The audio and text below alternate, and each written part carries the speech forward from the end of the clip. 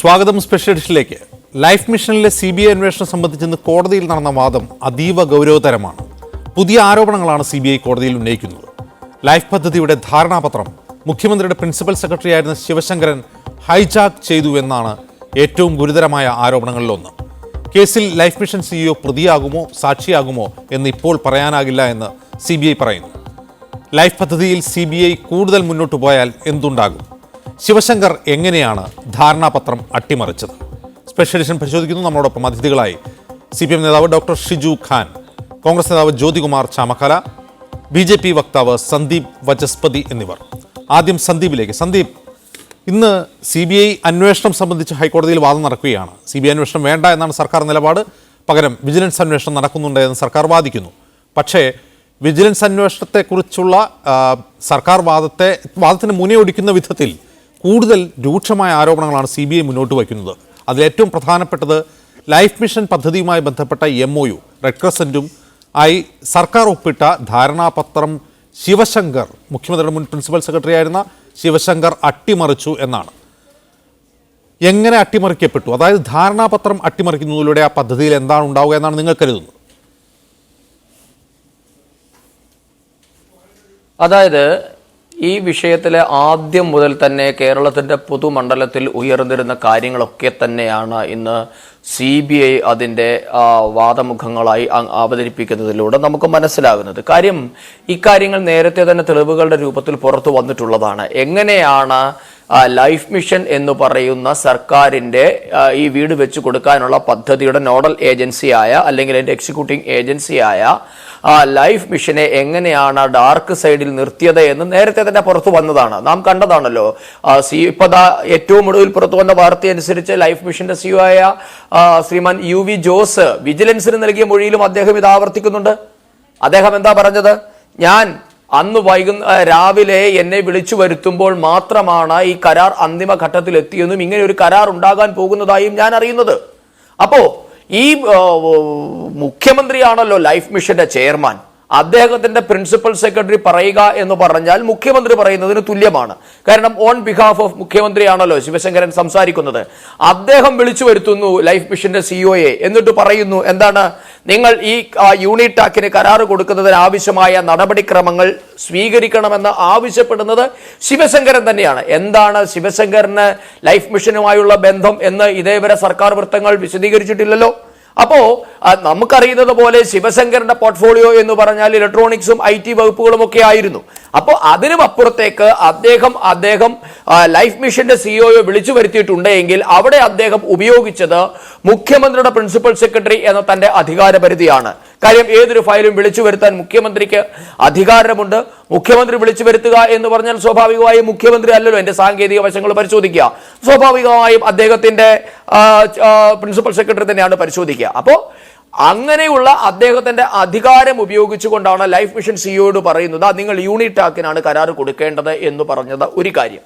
രണ്ടാമത്തെ വിഷയം എന്നുള്ളത് നാം ഇവിടെ പരിശോധിക്കേണ്ടത് ഇതിന്റെ MOU ഉണ്ടാകുന്നത് എവിടെയാണ്? UAE വെച്ച് MOU ഉണ്ടാകുന്നു. മുഖ്യമന്ത്രിയുടെ സാന്നിധ്യത്തിൽ UAE റെഡ് ക്രസന്റും ലൈഫ് മിഷനും തമ്മിൽ, ലൈഫ് മിഷൻ CEOയും തമ്മിൽ കരാറിൽ ഏർപ്പെടുന്നു. കേരളത്തിൽ വീട് വെച്ച് കൊടുക്കുന്നത് അവിടം വരെ ഓക്കെ, ആർക്കും ഒരു തർക്കവുമില്ല. പക്ഷേ ഈ MOUവിന്റെ അടിസ്ഥാനത്തിൽ കരാറിൽ ഏർപ്പെടുന്നത് ആര് തമ്മിലാണ്? MOUവുമായി പുലബന്ധം പോലുമില്ലാത്ത, അല്ലെങ്കിൽ MOUവിന്റെ സമയത്ത് ആ പരിസരത്ത് പോലും ഇല്ലാതിരുന്ന രണ്ട് കക്ഷികൾ. ആരാണ്? തിരുവനന്തപുരത്തുള്ള UAEയുടെ കോൺസുലേറ്റും രണ്ടാമത് യൂണിടാക്ക് എന്ന് പറയുന്ന ബിൽഡറും. ഇവിടെയാണ് ഇതിന്റെ അട്ടിമറിയുടെ നിയമപരമായ എല്ലാ സാധ്യതയും പൊളിഞ്ഞു പോകുന്നത്. അവിടെയാണ്. കാരണം MOUവുമായി ബന്ധമില്ലാത്ത രണ്ട് ഏജൻസികൾ കരാറിൽ ഏർപ്പെട്ടു. അവർ എന്ത് MOUവിന്റെ അടിസ്ഥാനത്തിലാണ് കരാറിൽ ഏർപ്പെട്ടത്? ഇതുകൊണ്ടാണ് സന്ദീപ് അതേക്കുറിച്ച് സർക്കാരും അതുപോലെ കോടതിയിൽ ഈ CBI അന്വേഷണത്തിനെതിരെ കോടതിയിൽ പോയപ്പോൾ സർക്കാർ അഭിഭാഷകൻ അവരുടെ ആപ്ലിക്കേഷനിൽ പെറ്റീഷനിൽ ചൂണ്ടിക്കാട്ടുന്ന ഒരു പ്രധാന വസ്തുത ഈ MOUവിൽ ഒരു ഭാഗമുണ്ട്. അതായത് ഈ MOUയിൽ ഏർപ്പെടുന്ന രണ്ട് കക്ഷികൾക്കും ഈ പദ്ധതി ഇംപ്ലിമേഷനുമായി ബന്ധപ്പെട്ട് പൂർണ്ണമായ സ്വാതന്ത്ര്യമുണ്ട്, എന്ത് ചെയ്യണം ചെയ്യരുത് എന്നുള്ള സ്വാതന്ത്ര്യമുണ്ട് എന്നാണ്. അതായത് ധാരണാപത്രത്തിൽ രണ്ട് കക്ഷികൾ ഒപ്പിട്ടു, ആ പദ്ധതി നടപ്പാക്കുമ്പോൾ അത് കരാറുകാരെ ആരെ ഏൽപ്പിക്കണം എന്ന് തീരുമാനിക്കാനുള്ള സ്വാതന്ത്ര്യം റെഡ് ക്രസന്റിനുണ്ട് എന്ന ക്ലോസ് MOUവിലുണ്ട് എന്നാണ് സർക്കാർ വാദിക്കുന്നത്. എവിടെയാണ് UAE റെഡ് ക്രസന്റ് അല്ലേ ഒരു പ്ലെയർ? എങ്ങനെയാണ് ഒരു വിദേശത്തിന്റെ കോൺസുലേറ്റ് ഇവിടെ വന്ന് ഒരു സ്വകാര്യ വ്യക്തിയുമായി നിർമ്മാണ കരാറിൽ ഏർപ്പെടുന്നത് എന്നുള്ളത് തന്നെയാണല്ലോ ഇതിലെ FCRAയുടെ വയലേഷനിലെ ആദ്യ ഘട്ടം. അവിടെ തുടങ്ങിയില്ലേ അജിംസെ? അവിടെയാണ് നമ്മുടെ ചോദ്യം. ഈ MOUയിലുള്ള ഏതെങ്കിലും ഒരു കക്ഷി അവിടെ വേണ്ടേ? ശരി, നിങ്ങൾ പറയുന്നത് പോലെ UAE റെഡ് ക്രസന്റും യൂണിടാക്കും തമ്മിലായിരുന്നു എങ്കിൽ നിങ്ങൾ പറയുന്ന വാദം ശരിയാണ്. എന്താണ്?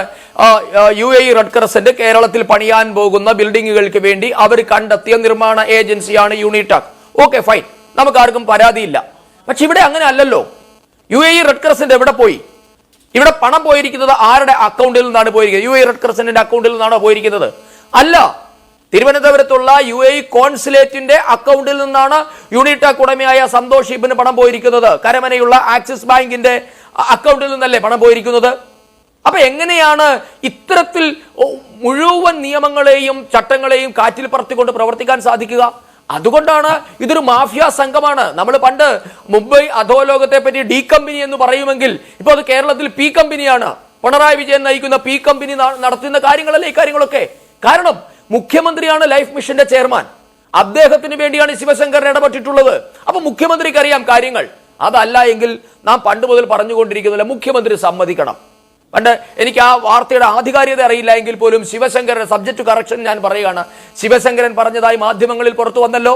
പിണറായി വിജയൻ ഈ കാര്യങ്ങളെ പറ്റി ഒന്നും വലിയ അറിവില്ല, ഞാൻ പറയുന്നിടത്തൊക്കെ ഒപ്പിടലാണ് സാധാരണ പിണറായി വിജയൻ ചെയ്തുകൊണ്ടിരിക്കുന്നത് എന്ന് പറഞ്ഞത് നാം അംഗീകരിക്കേണ്ടി വരും. പൊതുസമൂഹം ഈ പറയുന്നത് പോലെ പിണറായി വിജയൻ യാതൊരു ഭരണപരിചയവും ഇല്ല എന്നത് അംഗീകരിക്കേണ്ടി വരും. അപ്പോ അതല്ല എങ്കിൽ മുഖ്യമന്ത്രിയെ നോക്കുകുത്തിയാക്കി ശിവശങ്കരൻ. അതല്ലേ ഇതിൽ ഏതെങ്കിലും ഒന്ന്, അല്ലെങ്കിൽ മുഖ്യമന്ത്രി ഇതിന് കൂട്ടുനിന്നു. ഈ രണ്ട് വാദങ്ങളിൽ ഷിജു ഖാൻ, ഈ ഘട്ടത്തിൽ ഈ ലൈഫുമായി ബന്ധപ്പെട്ട ആരോപണങ്ങളുടെ പശ്ചാത്തലത്തിൽ അതിലെ ഏറ്റവും ക്രക്സ് ആയിട്ടുള്ള കാര്യം, അതിൻ്റെ ഏറ്റവും ഫോക്കസ് പോയിന്റ് ആയിരുന്നത് ഈ പദ്ധതിയുടെ ധാരണാപത്രമായിരുന്നു. ഈ ധാരണാപത്രം പുറത്തുവിടാത്തത് എന്ന മാധ്യമങ്ങളുടെ ചോദ്യത്തോട് ഭരണകൂടം, സർക്കാർ നിരന്തരം മുഖം തിരിക്കുകയായിരുന്നു. MOU ഉൾപ്പെടെ, കരാർ ഉൾപ്പെടെ എനിക്ക് വേണം എന്ന പ്രതിപക്ഷ നേതാവിൻ്റെ ആവശ്യത്തോടും സർക്കാർ നെഗറ്റീവായിട്ടുള്ള നിഷേധാത്മകമായ സമീപനമാണ് സ്വീകരിച്ചത്. അവസാനം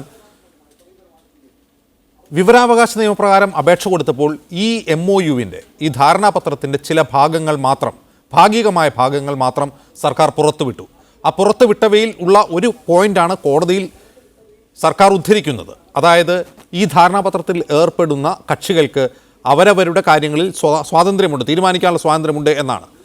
പക്ഷേ അതിന് മുഴുവൻ ഭാഗവും ഇനിയും പുറത്തു വന്നിട്ടില്ല എന്ന് മാത്രമല്ല, ഇന്ന് ഞാൻ ശ്രദ്ധിച്ച മറ്റൊരു കാര്യം, CBI അന്വേഷണത്തിന് സർക്കാർ കോടതിയെ സമീപിച്ചപ്പോൾ അതിൽ അപ്പൻഡിക്സായി ചില രേഖകൾ മുന്നോട്ട് വയ്ക്കുന്നുണ്ട്. രേഖകൾ എന്ന് പറഞ്ഞാൽ CBI എടുത്ത കേസിൻ്റെ FIR മുതൽ FIRൻ്റെ കോപ്പികൾ, പല കേസുകളുടേതായ FIRൻ്റെ കോപ്പി, ലൈഫ് മിഷനുമായി ബന്ധപ്പെട്ട് സർക്കാർ നൽകിയിട്ടുള്ള കത്തുകൾ, ഇതെല്ലാം 1, 2, 3, 4 എന്ന് പറയുന്ന സാധാരണ ഒരു പെറ്റീഷനൊപ്പം നൽകാനുള്ള ഇൻഡെക്സിൻ്റെ കൂടെ സൂചിപ്പിക്കുന്നുണ്ട്. ഇതിൽ വളരെ രസകരമായ ഒരു കാര്യം, 5ാമത്തെ ഇൻഡെക്സ് കഴിഞ്ഞാൽ പിന്നെ 7ാമത്തെ ഇൻഡെക്സാണ്, 6ാമത്തെ ഇൻഡെക്സ് ഇല്ല അതിൽ. അപ്പോൾ അതെന്തുകൊണ്ടാണെന്ന് ഞാൻ ചിലപ്പോൾ ടൈപ്പോ ആയിരിക്കും, ഞാൻ നോക്കിയപ്പോൾ 6ാമത്തെ ഇൻഡെക്സ് എന്ന് പറഞ്ഞ് പിന്നീട് പെറ്റീഷനിൽ സൂചിപ്പിക്കുന്നത് ഈ MOU ആണ്. അതായത് ഈ കൊടുത്ത പെറ്റീഷൻ, ഇത് എൻ്റെ കയ്യിലിരിക്കുന്നത് പെറ്റീഷനാണ്, സർക്കാർ കോടതി നൽകിയ പെറ്റീഷനാണ്, അതിൽ പോലും ആ ധാരണാപത്രം ഉൾപ്പെടുത്താൻ സർക്കാർ കഴിഞ്ഞിട്ടില്ല. അതായത് കോടതിയിൽ ഇതാണ് ഞങ്ങളുടെ MOU, ഇതാണ് ഞങ്ങളുടെ ധാരണാപത്രം എന്ന് കോടതിയോട് പോലും പറയാൻ ഭയമാണ് സർക്കാരിന്. ആ MOU എവിടെയെന്നാണ് ചോദിക്കുന്നത്. അത് പുറത്തുവിടാത്തതിന് പിന്നിൽ CBI ഇന്ന് ആരോപിക്കുന്ന കാരണങ്ങൾക്കുള്ള വസ്തുതകളുണ്ട് എന്നല്ലേ തെളിയുന്നത്?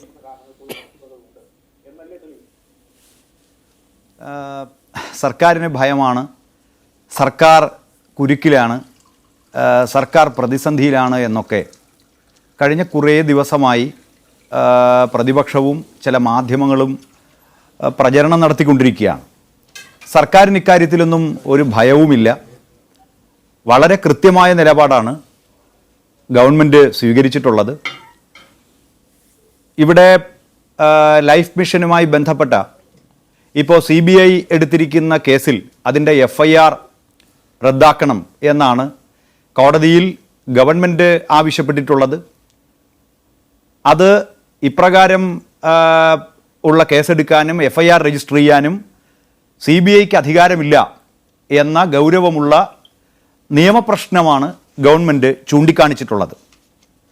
കാരണം FCRA നിയമത്തിൻ്റെ വയലേഷൻ എന്ന നിലയിലാണ് ഇപ്പോൾ കേസെടുത്തിരിക്കുന്നത്. ഈ വിഷയത്തിൽ ലൈഫ് മിഷനെതിരായിട്ട് FIR രജിസ്റ്റർ ചെയ്തിരിക്കുന്നു. ഈ കേസിൽ ലൈഫ് മിഷനെ പ്രതിയാക്കാനാവില്ല എന്ന നിലപാട് അസന്നിഗ്ധമായിട്ട് ഗവൺമെൻറ് പറയുകയാണ്. കാരണം 2011 ജൂലൈ 1 കേന്ദ്ര ആഭ്യന്തര മന്ത്രാലയം പുറത്തിറക്കിയ അസാധാരണ ഗസറ്റിലൂടെ കേന്ദ്ര സംസ്ഥാന സ്ഥാപനങ്ങൾക്ക് നിയമങ്ങൾക്ക് കീഴിൽ രൂപീകരിക്കപ്പെട്ടിട്ടുള്ള സ്ഥാപനങ്ങളെയും അതുപോലെ തന്നെ സംവിധാനങ്ങളെയും FCRA പരിധിയിൽ നിന്നും ഒഴിവാക്കിയിട്ടുണ്ട് എന്ന് ഗവൺമെൻറ് ചൂണ്ടിക്കാണിക്കുന്നുണ്ട്. CAGയുടെ ഓഡിറ്റ് ഉള്ളൂ എന്നാണ് 2011 ജൂലൈയിലെ ആഭ്യന്തര മന്ത്രാലയത്തിൻ്റെ ഉത്തരവ്.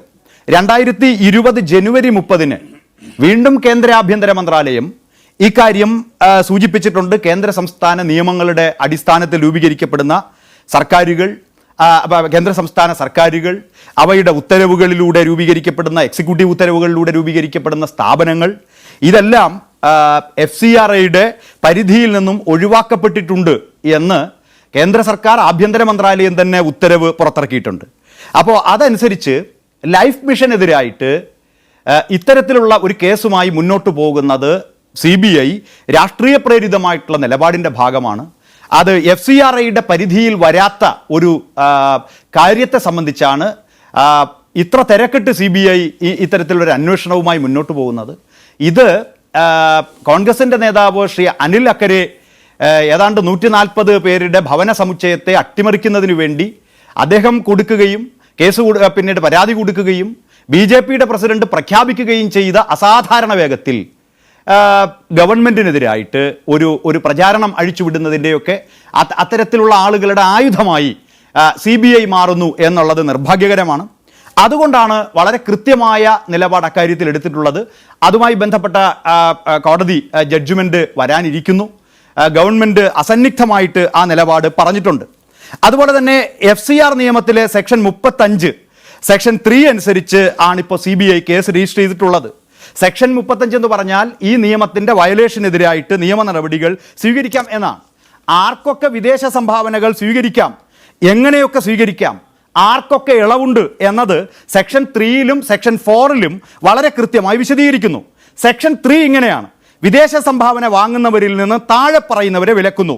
ഇപ്പം തെരഞ്ഞെടുപ്പിൽ മത്സരിക്കുന്ന ഒരാൾ, ഒരു കാൻഡിഡേറ്റ്, അതല്ലെങ്കിൽ പിന്നെ പബ്ലിഷർ, കാർട്ടൂണിസ്റ്റ്, എഡിറ്റർ, ജേർണലിസ്റ്റ്, അതുപോലെ കോർപ്പറേഷനുകളിലെ പൊതുമേഖലാ സ്ഥാപനങ്ങളിലെ ഉത്തരവാദിത്തപ്പെട്ടവർ, ജഡ്ജിമാർ, ഇത്തരത്തിലുള്ള ആളുകൾ, രാഷ്ട്രീയ പാർട്ടികളുടെ പ്രതിനിധികൾ, അവരൊക്കെ ഇത് വാങ്ങാൻ പാടില്ല, വിലക്കുള്ളവരാണ് എന്ന് FCRA നിയമം അടിവരയിടുകയാണ്.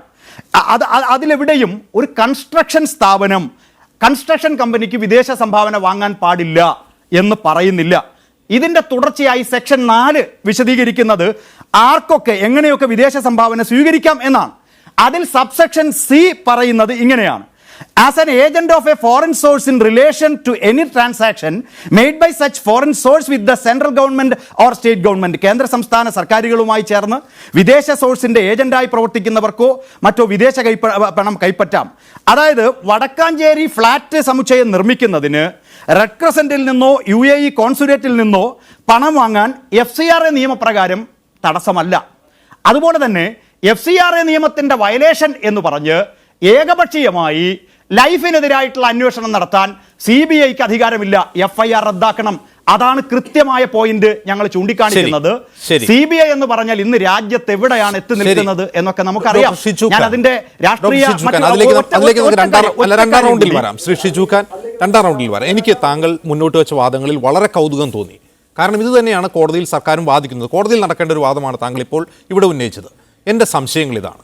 അതായത് ലൈഫ് മിഷനെ FCRA നിയമത്തിന് കീഴിൽ വരാത്ത വിധം ഒരു അസാധാരണ ഗസറ്റ് വിജ്ഞാപനം കേന്ദ്ര സർക്കാരിനതേ വന്നു എന്നാണല്ലോ താങ്കൾ പറയുന്നത്. ഓക്കെ, എന്തുകൊണ്ടാണ് അത് വരുന്നത്? അത് വരുന്നത് സർക്കാർ സ്റ്റാറ്റ്യൂട്ടറിയായി രൂപീകരിക്കുന്ന ഓർഗനൈസേഷൻസ് ഇങ്ങനെ വിദേശ സംഭാവന സ്വീകരിക്കുന്നത് FCRയുടെ കീഴിൽ വരേണ്ടതില്ല എന്ന് ഈ ഗസറ്റ് വിജ്ഞാപനം പറയാനുള്ള കാരണം ഇത്തരം ഓർഗനൈസേഷനുകൾ CAGയുടെ സ്ക്രൂട്ടിനിക്ക് വിധേയമാണ് എന്നുള്ളത് കൊണ്ടാണ്. കൺട്രോളർ ആൻഡ് ഓഡിറ്റർ ജനറൽ ഇതിൻ്റെ വരവ് ചെലക്ക് കണക്കുകൾ പരിശോധിച്ച് വ്യക്തത വരുത്തുന്നു. അതുകൊണ്ടാണ് ഇത് FCRയുടെ പരിധിയിൽ വരേണ്ടതില്ല എന്ന് ആ ഗസറ്റ് വിജ്ഞാപനം പറയുന്നത്. ഓക്കെ, അങ്ങനെയെങ്കിൽ എന്തുകൊണ്ടാണ് ലൈഫ് മിഷൻ റെഡ് ക്രസൻറ്റിൽ നിന്ന് ഈ പണം നേരിട്ട് സ്വീകരിക്കാതിരുന്നത്? FCRയുടെ പരിധിയിൽ വരുന്നില്ലല്ലോ. പിന്നെ എന്തുകൊണ്ടാണ് സർക്കാർ വളഞ്ഞ വഴിയിലൂടെ ഈ റെഡ് ക്രസൻറ്റിൻ്റെ പണം UAE കോൺസുലേറ്റ് വഴി യൂണിറ്റാക്കിന് കൊടുക്കുന്ന രീതിയിൽ ഇതിന്റെ ഫ്രെയിംവർക്ക് തയ്യാറാക്കാൻ കൂട്ടുനിന്നത്? സിമ്പിളാണ് ചോദ്യം. 3 പദങ്ങൾ നിങ്ങൾ ഉപയോഗിച്ചു. ഒന്ന്, ഇതിനെ എന്തോ വളഞ്ഞ വഴി സ്വീകരിക്കുന്നു. പിന്നൊന്ന്, മറ്റേതോ തെറ്റായ കാര്യങ്ങൾക്ക് കൂട്ടുനിൽക്കുന്നു. ഇപ്രകാരമുള്ള പദപ്രയോഗങ്ങൾ മാധ്യമപ്രവർത്തകർ പറയുന്നത് അബോധത്തിലല്ല, ബോധപൂർവമാണ്. അത് തുടർച്ചയായി ജനങ്ങൾക്കിടയിൽ സംശയം സൃഷ്ടിക്കാനുള്ള പരിശ്രമത്തിൻ്റെ ഭാഗമാണ്. എന്തുകൊണ്ടാണ് ഇത് എത്രയോ വട്ടം എങ്ങനെയാണ് ലൈഫ് പദ്ധതിയുടെ ഭാഗമായി ഈ റെഡ് ക്രസൻറ്റും അതുപോലെ തന്നെ നമ്മുടെ UAE കോൺസുലേറ്റും ഭാഗമായതെന്ന കാര്യം ഞങ്ങളൊക്കെ വിശദീകരിച്ചിട്ടുണ്ട്. താങ്കൾക്കും അതറിയാഞ്ഞിട്ടല്ല, പക്ഷേ വീണ്ടും വീണ്ടും സംശയം ജനിപ്പിക്കാൻ നിങ്ങൾ പ്രതിപക്ഷ നേതാവ് ചോദിക്കുന്നതിന്റെ ധാരണാപത്രം എവിടെയെന്ന് ചോദിക്കുമ്പോൾ അദ്ദേഹത്തിന് കിട്ടുന്നില്ല. ആർക്കും, മാധ്യമങ്ങൾക്കും അതിന്റെ പൂർണ്ണ തോതിലുള്ള ധാരണാപത്രം കിട്ടിയിട്ടില്ല. ഞങ്ങളൊക്കെ വിശദീകരിക്കുന്നുണ്ടെന്ന് നിങ്ങൾ അങ്ങ് മനസ്സിലാക്കിക്കൊള്ളണം എന്നാണ് നിങ്ങൾ പറയുന്നത്. ആ തിട്ടൂരം നടപ്പാവില്ലല്ലോ. ഞങ്ങൾ ചോദിക്കുന്നു, എവിടെയാ ധാരണാപത്രത്തിന്റെ പൂർണ്ണ രൂപം? തരൂ, എന്നിട്ട് നമുക്ക് സംസാരിക്കാം. എനിക്ക് പറയാമോ? അങ്ങ് ഇടയ്ക്ക് കയറി തടസ്സപ്പെടുത്തില്ല എന്ന് ഞാൻ പ്രതീക്ഷിക്കുന്നു. തീർച്ചയായിട്ടും, താങ്കൾ തുടരും. വസ്തുതകൾ നിരത്തുകയും നിങ്ങൾ പറയുന്ന വാദത്തിൻ്റെ മുനയൊടിക്കുകയും ചെയ്യുമ്പോൾ നിങ്ങൾക്ക് ബുദ്ധിമുട്ട് വരും. എന്തുകൊണ്ടാണ്? ഇത് കോടതിയിൽ CBI ഇപ്രകാരം ഒരു അന്വേഷണം നടത്താൻ ഇടയായ സാഹചര്യം ഞാൻ വിശദീകരിച്ചു. 68 കോടിയുടെ ടൈറ്റാനിയം അഴിമതി അന്വേഷിക്കണമെന്ന് സ്റ്റേറ്റ് ഗവൺമെൻറ് പറഞ്ഞിട്ട് മാസങ്ങളായി CBI അതിൽ തൊടുന്നില്ല. നിരവധി സംഭവങ്ങളെ സംബന്ധിച്ച് CBI തൊടുന്നില്ല. ഇവിടെ CBI ഈ വിഷയത്തിൽ തൊടാനുണ്ടായ കാരണം ഞാൻ ആദ്യം വിശദീകരിച്ചു. രണ്ടാമത്തെ കാര്യം, UAE ഈ റെഡ് ക്രസൻറ്റ് എന്ന് പറയുന്ന സ്ഥാപനത്തെ സംബന്ധിച്ച് നമുക്ക് അത്ര കുപ്രസിദ്ധമായൊരു സ്ഥാപനമാണ് റെഡ് ക്രസൻറ്റ്. നിങ്ങൾക്കൊന്നും അറിയാഞ്ഞിട്ടല്ല, ലോകത്തെ പല രാജ്യങ്ങളിലും പ്രവർത്തിക്കുന്ന വളരെ റെപ്യൂട്ടഡ് ആയിട്ടുള്ള സ്ഥാപനമാണ് റെഡ് ക്രസൻറ്റ് എന്ന് നമുക്കറിയാം. ഇന്ത്യയിൽ നിരവധി സംസ്ഥാനങ്ങളിൽ പ്രവർത്തിക്കുന്ന സ്ഥാപനമാണ് റെഡ് ക്രസൻറ്റ്. ആ റെഡ് ക്രസൻറ്റ് പിന്നീട് ഭവന സമുച്ചയത്തിൻ്റെ നിർമ്മാണം നടത്താം എന്ന് പറയുന്നു. സ്റ്റേറ്റ് ഗവൺമെൻറ് പിന്നീട് അതുമായി ബന്ധപ്പെട്ട് സഹകരിക്കാൻ തീരുമാനിക്കുന്നു. അവർ പിന്നീട് ധാരണാപത്രം UAE കോൺസുലേറ്റ് ഇവിടെ BJPയുടെ നേതാവ് പറഞ്ഞത് അനുസരിച്ച് UAE കോൺസുലേറ്റ് എന്ന് പറഞ്ഞാൽ അത്ര ഉത്തരവാദിത്തമില്ലാത്ത ഏതോ ചെറിയ സ്ഥാപനമാണെന്നാണല്ലോ. UAE കോൺസുലേറ്റ് UAEയുടെ ഇന്ത്യയിലെ ഏറ്റവും പ്രധാനപ്പെട്ട നയതന്ത്ര വിദേശകാര്യം കൈകാര്യം ചെയ്യുന്ന സ്ഥാപനമാണ്. ആ സ്ഥാപനം ആ സ്ഥാപനത്തിൻ്റെ ഭാഗമായിട്ടുള്ള ധാരണാപത്രത്തിലേക്ക് പോകുന്നു. ധാരണാപത്രം നിങ്ങൾ കുറെ കാലം കൊണ്ടേ പറയുന്നു, എന്തോ സംശയം ഉണ്ടാകുന്നില്ല. ധാരണാപത്രമൊക്കെ ഇപ്പൊ കേരളീയ സമൂഹത്തിന്റെ മുന്നിലുണ്ട്. പൂർണ്ണരൂപം അനുസരിച്ച് ലഭ്യമല്ല എന്നേ ഞാൻ പറഞ്ഞുള്ളൂ. പൂർണ്ണരൂപം ലഭ്യമല്ല, അതിന് ചില ഭാഗങ്ങൾ പുറത്തു വന്നിട്ടുണ്ട്. താങ്കൾക്ക് വിശദീകരിക്കാൻ പൂർണ്ണമായ സമയമുണ്ട്. എന്റെ ചോദ്യം ഇതാണ്. ലൈഫ് മിഷൻ താങ്കൾ തന്നെ സൂചിപ്പിച്ചതുപോലെ വിദേശ സംഭാവന സ്വീകരിക്കുന്നതിൽ തടസ്സമില്ലാത്ത ഒരു സർക്കാർ സ്റ്റാറ്റ്യൂച്ചറിയായി രൂപീകരിച്ച ഓർഗനൈസേഷനാണ് എന്ന് സർക്കാരും നിങ്ങളും വാദിച്ചുകൊണ്ടിരിക്കുകയാണ്. നോക്കൂ, അത് സ്വീകരിക്കുന്നതിൽ ഇപ്പോൾ റെഡ് ക്രസൻറ്റ് എന്താണ് നമുക്ക് ചെയ്യുന്നത്? നമ്മുടെ ഭൂമിയിൽ, സർക്കാരിൻ്റെ ഭൂമിയിൽ അവർ ഒരു കെട്ടിടം സംഭാവനയായി തരുന്നു. അത് സ്വീകരിക്കുന്നത് ലൈഫ് മിഷൻ തന്നെയാണല്ലോ. ഓക്കെ, ഇനി ഇതിന് പകരം ഈ സംഭാവന റെഡ് ക്രസൻറ്റിൽ നിന്ന് സർക്കാർ ലൈഫ് മിഷൻ തന്നെ സ്വീകരിച്ചു എന്നിരിക്കട്ടെ. നിങ്ങൾ തന്നെ പറയുന്നു ഈ FCR നിയമം ലൈഫ് മിഷൻ ഇങ്ങനെ വിദേശ സംഭാവന സ്വീകരിക്കുന്നതിൽ തടസ്സമല്ല എന്ന് നിങ്ങൾ തന്നെ പറയുന്നു. അങ്ങനെ സ്വീകരിച്ചാൽ എന്തായിരുന്നു കുഴപ്പം? ആ പണം സ്വീകരിച്ച്, ആ ഫണ്ട് സ്വീകരിച്ച് സർക്കാർ നേരത്തെ തന്നെ തീരുമാനിച്ച പ്രകാരം ഹാബിറ്റാറ്റ് എന്ന സർക്കാർ എൻലിസ്റ്റ് ചെയ്ത ഏജൻസിയെ കൊണ്ട് ചെയ്താൽ എന്തായിരുന്നു തടസ്സം? ഈ പ്രശ്നങ്ങളൊന്നും ഉണ്ടാവുമായിരുന്നില്ലല്ലോ. യൂണിറ്റാക്ക് ഇതിൽ വരില്ലായിരുന്നല്ലോ. എന്തിനാണ് ഈ പ്രശ്നങ്ങൾ മുഴുവൻ ഉണ്ടാക്കിയത്? അജിംസെ, ഇത് യുക്തിഹീനമായ സാങ്കല്പിക ചോദ്യമാണ്. ഒരു ജെനുവിനായ വാദമുന്നയിക്കേണ്ട, അഭിപ്രായം ഉന്നയിക്കേണ്ട അജിംസ് യുക്തിഹീനമായ സാങ്കല്പിക ചോദ്യം ചോദിച്ച് നിർവൃതി അടയരുത്. റെഡ് ക്രസൻറ്റ് ബിൽഡിംഗ് പണിയാം എന്ന വാഗ്ദാനം തരുന്നു. അതിനുശേഷം അവർ സ്വമേധയാ അവർക്ക് സ്ഥാപനത്തെ കണ്ടെത്താനാണ് അവർ സന്നദ്ധത അറിയിക്കുന്നത്. അതിൻ്റെ അടിസ്ഥാനത്തിൽ അവർ സ്ഥാപനത്തെ കണ്ടെത്തുന്നു. മീഡിയ വൺ 100 വീട് വെച്ചു കൊടുക്കാമെന്ന് സർക്കാരിനോട് പറഞ്ഞാൽ മീഡിയ വൺ ഇങ്ങനെ പണം തന്നിട്ട് പോകും, കാശൊക്കെ തന്നിട്ട് പോകും, ഞങ്ങൾ ചെയ്യാനുള്ള ചെയ്യാം എന്ന് പറയുന്നതാണോ ഔചിത്യം? എന്ന് പറയുന്നതാണോ ഒരു സംസ്കാരം എന്നുള്ള കാര്യം നിങ്ങൾ സ്വയം പരിശോധിക്കണം. സ്ഥാപനമാണ്.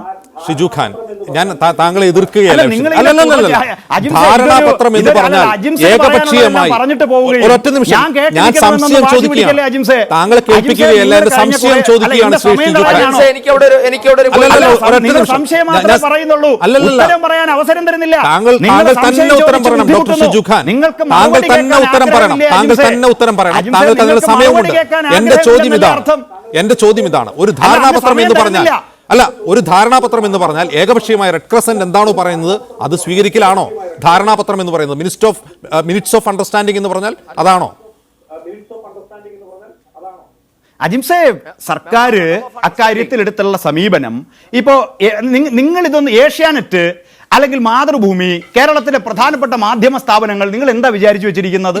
അവരെല്ലാം കുറെ ഇത്തരം തയ്യാറായ നിരവധി സ്ഥാപനങ്ങളും ട്രസ്റ്റുകളും മാധ്യമങ്ങളും സർക്കാരിന് പണം കൊടുത്ത് സർക്കാർ ഇതൊക്കെ വെച്ചു. അത് ലൈഫ് പദ്ധതിയുടെ ഒരു ഭാഗം സന്നദ്ധ സംഘടനകളും ഇത്തരം പിന്നെ അഭ്യുദയകാംക്ഷികളും വീട് വെക്കാം എന്ന് പറയുകയും അവർ തന്നെ കോൺട്രാക്ട് കൊടുക്കുകയും അതിന്റെ അടിസ്ഥാനത്തിൽ അത്തരം കൺസ്ട്രക്ഷനുകൾ നടക്കുകയും ചെയ്യുന്നു. സംസ്ഥാന ഗവൺമെന്റ് തന്നെ പണം മുടക്കി കേരളത്തിൽ ഏതാണ്ട് 2.25 ലക്ഷത്തോളം വീടുകൾ പൂർത്തീകരിക്കുന്ന ലൈഫ് പദ്ധതിയുടെ ഭാഗമായി പൂർത്തീകരിക്കുന്നുണ്ട്. അതോടൊപ്പം തന്നെ ഒരു ഭാഗം സന്നദ്ധ സംഘടനകളും ഉൽപ്പതിഷ്ണുക്കളായിട്ടുള്ള ആളുകളും സ്വമേധയാ അവർ തന്നെ ഇതിനാവശ്യമായിട്ടുള്ള നിലപാടുകൾ സ്വീകരിക്കും. അജിംസെ, നിങ്ങളുടെ സംശയം ഉന്നയിക്കേണ്ട ഭാഗം അതല്ല. സംശയം ഉന്നയിക്കേണ്ട ഭാഗം ലൈഫ് പദ്ധതിയുടെ ഭാഗമായി വെക്കുന്ന വീടുകളുടെ ഏതെങ്കിലും തരത്തിലുള്ള പോരായ്മകൾ അല്ലെങ്കിൽ ഏതെങ്കിലും തരത്തിലുള്ള കുഴപ്പങ്ങൾ അത് വന്നിട്ടുണ്ടോ? അങ്ങനെ ഒന്നും ഇതുവരെ റിപ്പോർട്ട് ചെയ്യപ്പെടുന്നില്ല. ലൈഫ് മുന്നോട്ട് വെക്കുന്ന എല്ലാ മാനദണ്ഡങ്ങളും പാലിച്ചുകൊണ്ട് മാത്രമേ ഈ വീടുകൾ വെക്കാൻ കഴിയുള്ളൂ. അതിന്റെ അടിസ്ഥാനത്തിലുള്ള വ്യവസ്ഥകളാണ് പാലിക്കപ്പെടുന്നത്. അത് പരിശോധിക്കാൻ ലൈഫിന്റെ വിദഗ്ധരായ എഞ്ചിനീയറിംഗ് വിങ് ഉണ്ട്. അപ്പോൾ അക്കാര്യത്തിലൊന്നും നിങ്ങൾക്ക് ഒരു ആരോപണം ഉന്നയിക്കാനില്ല. നിങ്ങൾ സംശയത്തിന്റെ പുകമറ സൃഷ്ടിക്കാൻ നിങ്ങൾ ഉന്നയിച്ചുകൊണ്ടിരിക്കുന്ന വാദം വാസ്തവത്തിൽ CBI ഇപ്പൊ കോടതിയിൽ പറഞ്ഞിരിക്കുന്ന ചില വാദങ്ങൾ മാത്രമാണ്. നിയമപരമായി ഈ FIR തന്നെ നിലനിൽക്കില്ല എന്നാണ് ഞങ്ങളുടെ വാദം. നിങ്ങളുടെ ചോദ്യത്തിന്റെ മറുപടിയിലേക്കല്ല, FIR തന്നെ നിലനിൽക്കില്ല എന്ന അടിസ്ഥാനവാദം ഞങ്ങൾ മുന്നോട്ട് വെക്കുകയാണ്. മറ്റൊരു കാര്യം, ഇക്കാര്യത്തെ സംബന്ധിച്ച് ഒറ്റ കാര്യം ഇപ്പോ ഫെഡറലിസം, രാജ്യത്തിന്റെ ഫെഡറലിസവും സംസ്ഥാനങ്ങളുടെ അധികാരവും കവർന്നെടുക്കാൻ CBIയെ പലവട്ടം രാജ്യത്ത് ഉപയോഗിച്ചുകൊണ്ടിരിക്കുന്നു, ഇപ്പോഴും തുടർച്ചയായി ഉപയോഗിച്ചുകൊണ്ടിരിക്കുന്നു. സ്റ്റേറ്റ് ഗവൺമെന്റിന്റെ അനുമതിയില്ലാതെ, ഹൈക്കോടതിയുടെയോ സുപ്രീം കോടതിയുടെയോ ഉത്തരവുകളില്ലാതെ സ്വമേധയാ CBI ഇത്തരത്തിൽ സംസ്ഥാനങ്ങളിലേക്ക് കടന്നു കയറി അന്യായമായി സർക്കാരുകളെ അസ്ഥിരപ്പെടുത്താനുള്ള നീക്കം രാജ്യത്ത് പലയിടങ്ങളിലും നടക്കുന്നതായ അജിംസിനും അറിയാം. അതിന്റെ തുടർച്ചയാണ് ഇടതുപക്ഷ ജനാധിപത്യ മുന്നണിയുടെ ഗവൺമെന്റിനെ അസ്ഥിരപ്പെടുത്താനുള്ള BJPയുടെ ഇടപെടൽ. താങ്കൾ പറഞ്ഞ അവസാനിപ്പിച്ചു. ശ്രീ ജ്യോതികുമാർ ചാമക്കാല, ഇവിടെ സർക്കാർ കോടതിയിൽ ഉന്നയിക്കുന്ന വാദം, ഡോക്ടർ ഷിജു ഖാൻ ഇവിടെ ഉന്നയിക്കുന്ന വാദം ഇതാണ്. അതായത് യൂണിടാക്കിന് റെഡ് ക്രസന്റ് പണം നൽകിയിട്ടുണ്ടെങ്കിൽ അത് FCRAയുടെ ഒരു നിയമത്തിന്റെയും പരിധിയിൽ വരുന്നതല്ല, പ്രത്യേകിച്ചും FIR ഇട്ടിട്ടുള്ള FCRA നിയമത്തിന്റെ 3-ാം വകുപ്പിൽ വരുന്നതല്ല എന്ന് അസന്ദിഗ്ധമായി വാദിക്കുകയാണ് സർക്കാർ, CPM ചെയ്യുന്നത്. അത് ഒരു കാരണവശാലും FCRA നിയമപ്രകാരം വിദേശ സംഭാവന സ്വീകരിക്കാൻ പാടില്ലാത്ത ആളുകളുടെ ഗണത്തിൽ വരുന്നതല്ല യൂണിടാക്. പിന്നെ എന്തിനാണ് FIR എന്നാണ് ചോദിക്കുന്നത്. മാത്രമല്ല, ഈ FIRൽ unknown officials of life mission എന്ന് FIRൽ ചേർത്തിരിക്കെ അതിൽ സർക്കാരിനെ പ്രതി ചേർക്കാനുള്ള നീക്കം അത് രാഷ്ട്രീയ പ്രേരിതമാണെന്ന് സർക്കാർ കോടതിയിലും പറയുന്നു, CPM പുറത്തും ആരോപിക്കുന്നു. ഇതിലെ വസ്തുത എന്താണ്? നേരെ വിഷയത്തിലേക്ക് വരാം. ഞാൻ വളരെ ക്യാപ്സ്യൂൾ രൂപത്തിൽ, ഞങ്ങളുടെ ക്യാപ്സ്യൂളാണ്, വേറെ ക്യാപ്സ്യൂളല്ല, ക്യാപ്സ്യൂൾ രൂപത്തിൽ തന്നെ പറയാം. താങ്കൾ അതിനുള്ള അനുമതി അത്രയും സമയം തരണം എന്നാണ് എനിക്ക് താങ്കളോട് അഭ്യർത്ഥിക്കാനുള്ളത്. എനിക്ക് പൊട്ടിത്തെറിക്കാനൊന്നുമില്ല, ഞാൻ ഉള്ള കാര്യം പറയാം. നോക്കൂ, ഇവിടെ 140 പേരുടെ ഭവന പദ്ധതിയെ അട്ടിമറിക്കാൻ ആരൊക്കെ ശ്രമിക്കുന്നു എന്നാണ് പറയുന്നത്. ഈ കേസ് CBI ഏറ്റെടുക്കരുത് എന്ന് ആവശ്യപ്പെട്ടുകൊണ്ട് സന്തോഷ് ഈപ്പൻ ഹൈക്കോടതിയിൽ കൊടുത്തിരിക്കുന്ന അഫിഡവിറ്റിൽ പറഞ്ഞിരിക്കുന്നത് അദ്ദേഹം ആദ്യം 3.8 കോടി രൂപ കമ്മീഷൻ കൊടുത്തെന്നും പിന്നെ 60 കോടി കൊടുത്തെന്നും ഒക്കെ പറയുന്നുണ്ട്. ആ കൂട്ടത്തിൽ അദ്ദേഹം പറയുന്നത്, ഇന്നിപ്പോൾ CBI ഉൾപ്പെടെ അവിടെ വാദിച്ചപ്പോൾ പറഞ്ഞിരിക്കുന്നത് എത്രയാണ്? ആദ്യം 200-ലധികം വീടുകളെ, ഫ്ലാറ്റുകളെ സംബന്ധിച്ച് സംസാരിച്ചു, പിന്നെ അത് 100ആയി, പിന്നെ 140-ലേക്ക് എത്തി. ഇത് ഞങ്ങളാരെങ്കിലും അട്ടിമറിച്ചതാണോ? എത്രയാണ് കണക്ക്? പിന്നെ അതിനിടയ്ക്ക് ഇടതുപക്ഷത്തിൻ്റെ പ്രതിനിധി പറഞ്ഞു പോയി, ഇവിടെ എന്താ പറയുന്നത്, കാശ് തരാം, അല്ല കെട്ടിടം പണിഞ്ഞു തരാമെന്ന് പറഞ്ഞു ആരൊക്കെയോ ഇതുപോലെ പറയാറുണ്ട്. അത്തരത്തിൽ കെട്ടിടം പണിഞ്ഞു തരാമെന്ന് പറഞ്ഞു അതിൻ്റെ ബാക്കി കാര്യങ്ങൾ അന്വേഷിക്കുന്നത് എന്തിനാണെന്ന്. മുഖ്യമന്ത്രി ചെയർമാനായ ലൈഫ് മിഷനും റെഡ് ക്രസൻറ്റുമായി ഒപ്പിട്ട കരാറിൽ കൃത്യമായി എത്ര കോടി രൂപയുടെ ഇൻവെസ്റ്റ്മെൻ്റ് ആണ് അവരോട് നടത്താൻ പോകുന്നതിനെ സംബന്ധിച്ച് കൃത്യമായി പറഞ്ഞിട്ടുണ്ട്. മുഖ്യമന്ത്രി ചെയർമാനായ ലൈഫ് മിഷനാണ് അത് ഒപ്പിട്ടിട്ടുള്ളത്, ലൈഫ് മിഷന്റെ CEO ആണ് ഒപ്പിട്ടിട്ടുള്ളത്. അങ്ങനെ പറഞ്ഞിട്ടുണ്ടെങ്കിൽ അത്രയും തുക സംസ്ഥാനത്ത് എത്തുന്നു എന്ന് ഉറപ്പുവരുത്തേണ്ട ബാധ്യത ലൈഫ് മിഷനില്ലേ? ആദ്യത്തെ ചോദ്യം. രണ്ടാമത്തേത്, അദ്ദേഹം പിന്നെ പറഞ്ഞത് ഈ 2020 ജനുവരി 30 ഇറങ്ങിയിട്ടുള്ള ഗസറ്റ് നോട്ടിഫിക്കേഷനെ സംബന്ധിച്ചാണ്. ഇതൊന്നും ഇതിന്റെ പരിധിയിൽ വരില്ല എന്നതിനെ സംബന്ധിച്ച് താങ്കളുടെ കൈവശം ആ കോപ്പി ഉണ്ടെന്നാണ് വിശ്വസിക്കുന്നത്. എൻ്റെ കൈവശമുണ്ട്. അതിൻ്റെ ലാസ്റ്റ് വാചകത്തിൽ കൃത്യമായി പറയുന്നുണ്ട്, ഇതിന് മുൻകാല പ്രാബല്യമില്ല എന്ന് വളരെ സ്പെസിഫിക്കായി പറയുന്നുണ്ട്. ഈ ഇൻസിഡൻറ്റ് എന്താ ഉണ്ടായിട്ടുള്ളത്? ഈ ഇൻസിഡൻറ്റ് അതിനൊക്കെ മുമ്പുണ്ടായിട്ടുള്ളതാണ്. അതുകൊണ്ട് തന്നെ ഈ ഇൻസിഡൻറ്റിന് ആ നോട്ടിഫിക്കേഷൻ ബാധകമല്ല. നമ്പർ 2, പിന്നെ അദ്ദേഹം കുറേ നിയമങ്ങൾ പറഞ്ഞു. FCRയുടെ വയലേഷനെ കുറിച്ച് പറഞ്ഞു. FCRയുടെ വയലേഷൻ സെക്ഷൻ 3 കുറിച്ച് പറഞ്ഞു. സെക്ഷൻ 3 ആർക്കൊക്കെ ഇത്തരത്തിൽ പൈസ പറ്റാൻ പാടില്ല വിദേശങ്ങളിൽ നിന്ന്? മാധ്യമപ്രവർത്തകർക്ക് പറ്റാൻ പാടില്ല, കാർട്ടൂണിസ്റ്റുകൾക്ക് പറ്റില്ല, ജുഡീഷ്യറിക്ക് പറ്റില്ല, സർക്കാർ ഉദ്യോഗസ്ഥർക്ക് പറ്റില്ല, പൊതുപ്രവർത്തകർക്ക് പറ്റില്ല, എല്ലാം ശരിയാണ്. അതിൽ തന്നെ സെക്ഷൻ 2 സബ്സെക്ഷൻ 2 സെക്ഷൻ 3യുടെ സബ്സെക്ഷൻ 2 എയും ബിയുമായി പറയുന്ന 2 ക്ലോസുകൾ കൂടിയുണ്ട്. ആ ക്ലോസിൽ സ്പെസിഫിക്കായി പറയുന്നുണ്ട് ഡയറക്ട്ലി ഓർ ഇൻഡയറക്ട്ലി എന്നാണ്. അവിടെ വരുമ്പോൾ ഇൻഡയറക്ട്ലി സർക്കാർ ഉദ്യോഗസ്ഥർക്ക് ഉൾപ്പെടെ പാടില്ലല്ലോ, കൈപ്പറ്റാൻ പാടില്ലല്ലോ. ഇവിടെ ഈ കേസ് എങ്ങനെയാണ് ലൈഫ് മിഷന്റെ കേസ് പുറത്തു വന്നിട്ടുള്ളത്? ലൈഫ് മിഷന്റെ കേസ് പുറത്തു വന്നിട്ടുള്ളത് സ്വപ്നയുടെ ലോക്കറിൽ 1 കോടി രൂപ ഇരുന്നു എന്നും മുഖ്യമന്ത്രിയുടെ പ്രിൻസിപ്പൽ സെക്രട്ടറി പറഞ്ഞതനുസരിച്ചാണ് ആ ലോക്കർ തുറന്നിട്ടുള്ളതെന്നും മുഖ്യമന്ത്രിയുടെ പ്രിൻസിപ്പൽ സെക്രട്ടറിയുടെ ചാർട്ടേഡ് അക്കൗണ്ടാണ് തുറന്നു കൊടുത്തതെന്നും മുഖ്യമന്ത്രിയുടെ പ്രിൻസിപ്പൽ സെക്രട്ടറിക്ക് സ്വപ്നയ്ക്കും ഉൾപ്പെടെ കിട്ടിയിട്ടുള്ള ഇതിൻ്റെ കിക്ക് ബാക്ക് ആണെന്നും വളരെ വ്യക്തമാണ്. അപ്പോൾ അത്തരത്തിൽ സംസ്ഥാനത്തെ മുഖ്യമന്ത്രിയുടെ പ്രിൻസിപ്പൽ സെക്രട്ടറിക്ക് തന്നെ ഈ പൈസയുടെ കമ്മീഷൻ കിട്ടിയിട്ടുണ്ടെങ്കിൽ അത് വിദേശത്ത് നിന്നുള്ള പൈസയുടെ കമ്മീഷനല്ലേ? അത് FCRയുടെ പരിധിയിൽ വരില്ലേ? അപ്പോൾ സെക്ഷൻ 3 എന്നുള്ളത് ഇവിടെ ആപ്ലിക്കബിൾ ആണ്, FCRയുടെ പരിധിയിൽ. ഞാനിതൊന്നും ഇവിടെ വാദിക്കേണ്ടതല്ല, കാരണം ഇതെല്ലാം കഴിഞ്ഞു. ഇനി ജഡ്ജ്മെൻറ്റ് വന്നാൽ മതി എന്നിരിക്കുമ്പോൾ പിന്നെ നമ്മളിതൊന്നും ചർച്ച ചെയ്തിട്ട് കാര്യമില്ല. പക്ഷേ ഇത് പറയുമ്പോൾ പറയാതിരിക്കുന്നത് എങ്ങനെ എന്നുള്ളതുകൊണ്ട് മാത്രമാണ് ഞാനത് പറഞ്ഞത്. പിന്നെ അദ്ദേഹം സെക്ഷൻ 4 കോട്ട് ചെയ്തു. സെക്ഷൻ 4 കോട്ട് ചെയ്യുമ്പോഴത്തേക്കും വളരെ കൃത്യമായി പറഞ്ഞിട്ടുണ്ട് ഗവൺമെൻറ്, സെൻട്രൽ ഓർ സ്റ്റേറ്റ് ഗവൺമെൻറ്റിനെ കുറിച്ചാണ് പറയുന്നത്. അപ്പോൾ അത് ഗവൺമെൻറ്റും ഗവൺമെൻറ് ഓൺഡ് ഓർഗനൈസേഷൻസും രണ്ടാണ്. ഇവിടെ ഈ ലൈഫ് മിഷൻ എന്ന് പറയുന്നത് ഗവൺമെൻറ് ഓൺഡ് ഓർഗനൈസേഷനാണ്. അങ്ങനെയാണെങ്കിൽ അവർക്ക് കൈപ്പറ്റാം എന്നിരിക്കട്ടെ. അങ്ങനെ കൈപ്പറ്റുകയാണെങ്കിൽ പിന്നെ എന്തിനാണ് വേറൊരു കമ്പനിയിലേക്ക് കൊണ്ടുപോകുന്നത്? നേരിട്ട് ഈ ലൈഫ് മിഷനിലേക്ക് കൊണ്ടുപോകുന്നത് സാങ്കല്പിക ചോദ്യമാണ് എന്നാണ് ഡോക്ടർ ഷിജുഖാൻ. ഞാൻ ആ ചോദ്യം ചോദിച്ചപ്പോൾ അദ്ദേഹം പറഞ്ഞ മറുപടി അതൊരു സാങ്കല്പിക ചോദ്യമാണ് എന്നാണ്. അല്ല, അതായിക്കോട്ടെ, അതൊക്കെ ആയിക്കോട്ടെ. അങ്ങനെയാണെങ്കിൽ അത് ഇവിടെ കൊണ്ടുവന്ന് സർക്കാരിന്റെ അക്കൗണ്ടിലേക്ക് കൊണ്ടുവന്ന് സർക്കാരിന് ടെൻഡർ വിളിച്ച് കൃത്യമായി കൊടുക്കാമായിരുന്നല്ലോ. MOU ഇങ്ങനെയാണെങ്കിൽ ജ്യോതികുമാർ, MOU ഫണ്ട് നമുക്ക് തരാമെന്നല്ലോ, നമ്മുടെ ഭൂമിയിൽ കെട്ടിടം നിർമ്മിച്ച് തരാമെന്നാണ് ധാരണാപത്രം. അപ്പോൾ പിന്നെ ഫണ്ട് വാങ്ങിയാൽ എന്ത് എന്ന ചോദ്യം അപ്രസക്തമാണെന്നാണ് ഡോക്ടർ ഷിജുഖാൻ പറയുന്നത്. ഞാൻ പറഞ്ഞത് അദ്ദേഹം സെക്ഷൻ 4 കോട്ട് ചെയ്തുകൊണ്ട് മാത്രം ഞാൻ അതിന്റെ ഭാഗത്തേക്ക് കടന്നു എന്ന് മാത്രമേ ഉള്ളൂ. അതിനെക്കുറിച്ച് സംസാരിക്കാൻ ഒരുപാട് സംസാരിക്കേണ്ടി വരും. കാരണം ഇപ്പൊ ഒരു നിമിഷം ജ്യോതികുമാർ, ഇന്നത്തെ CBI കോടതിയിൽ രേഖാപരമല്ല വാദത്തിൽ പറഞ്ഞ ഒരു പ്രധാനപ്പെട്ട കാര്യം MOU അട്ടിമറിച്ചു എന്നുള്ളതാണ്. അതായത് സർക്കാരും റെഡ് ക്രോസിനും തമ്മിലുള്ള MOU അട്ടിമറിക്കാൻ ശിവശങ്കർ കളിച്ചു. ആ ശിവശങ്കർ കളിച്ച കളി എന്താണ്, എങ്ങനെയാണ് അത് അട്ടിമറിച്ചതെന്നുള്ള ചോദ്യം വരുമ്പോഴാണ് MOUവിൻ്റെ കോപ്പി, പൂർണ്ണമായ കോപ്പി പ്രതിപക്ഷത്തിനും മാധ്യമങ്ങൾക്കോ അല്ലെങ്കിൽ മറ്റുള്ളവർക്ക് പൊതുജനത്തിനോ കിട്ടാത്തതെന്ന ചോദ്യം കൂടി വരുന്നു. ഞാനത് കൃത്യമായി പറയാം. താങ്കൾ ചോദിച്ച വളരെ പ്രസക്തമായ ചോദ്യമാണ്. അജിം സാർ, എനിക്ക് കുറച്ച് സമയം കൊടുത്തന്നെ ഞാനത് വ്യക്തമായി പറയാം. ഈ MOUമായി ബന്ധപ്പെട്ട് സർക്കാരിനെ സംബന്ധിച്ച് പുറത്തുവിട്ടുള്ള രേഖകൾ ആദ്യം മാധ്യമപ്രവർത്തകരാണ് ഈ പിന്നെ എന്താ പറയുന്നത് സർക്കാരും ലൈഫ് മിഷനും റെഡ് ക്രോസിനുമായിട്ടുണ്ടാക്കിയിട്ടുള്ള രേഖയെ സംബന്ധിച്ച് പുറത്തുകൊണ്ടിരുന്നത്. പ്രതിപക്ഷ നേതാവ് 2-3 മാസം ചോദിച്ചിട്ടാണ് അദ്ദേഹത്തിന് അതിന് കോപ്പി കൊടുത്തത്. അത് പുറത്തു വന്ന ഒരു കോപ്പി മാത്രമാണ്, അതിനപ്പുറത്തേക്ക് ഒരു ഡോക്യുമെന്റും വന്നിരുന്നില്ല. ഈ കേസുമായി ബന്ധപ്പെട്ട് ഹൈക്കോടതിയിൽ വന്നപ്പോഴാണ് കുറച്ച് ഡോക്യുമെന്റ്സ് പ്രതിപക്ഷ നേതാവിന് ലഭിച്ച MOU പൂർണ്ണമാണോ? പൂർണ്ണമായും ലഭിച്ചിട്ടുണ്ട്, എല്ലാ പേജുകളും അതിലുണ്ടോ? അല്ല, ഇല്ല, മാധ്യമങ്ങൾ കിട്ടിയിട്ടുള്ള പേജുകൾ മാത്രമാണ് വന്നിട്ടുള്ളത്. ഞാൻ അതിൻ്റെ വിശദാംശങ്ങളിലേക്ക് പിന്നീട് വരാം. ഞാൻ പറഞ്ഞത് എങ്ങനെയാണ് ശിവശങ്കർ അട്ടിമറിച്ചത്? നോക്കൂ, ഇവിടെ 2 പാർട്ടികൾ തമ്മിൽ എഗ്രിമെൻറ്റിൽ ചേർന്നു, സർക്കാരും ലൈഫ് മിഷനും അതുപോലെ റെഡ് ക്രോസിനുമായി. അപ്പുറത്ത് വേറെ 2 പാർട്ടികൾ, ഇവർ തമ്മിൽ യാതൊരു ബന്ധവുമില്ല. ഇവരെ തമ്മിൽ കണക്ട് ചെയ്യരുതെന്ന് മുൻകൂട്ടി ധാരണയുടെ അടിസ്ഥാനത്തിൽ മുൻകൂട്ടി പ്ലാൻ ചെയ്തുകൊണ്ട് അത്തരത്തിലൊരു അട്ടിമറിയാണ് നടന്നിട്ടുള്ളത്. കാരണം പിന്നീട് ഉണ്ടാകുന്ന ആരാണ്? UAE കോൺസുലേറ്റും അവരുടെ അക്കൗണ്ടിൽ നിന്നാണ് ട്രാൻസ്ഫർ ചെയ്യുന്നത്. ഞാൻ കുറച്ച് താമസിച്ചുകൊണ്ട് എനിക്കറിയില്ല, അത് ചർച്ച ചെയ്തൊന്ന്. അവരുടെ അക്കൗണ്ടിൽ നിന്നാണ് ട്രാൻസ്ഫർ ചെയ്യുന്ന ആർക്കാണ്? റെഡ് ക്രോസ് പിന്നെ യൂണിടാക്കിനാണ്.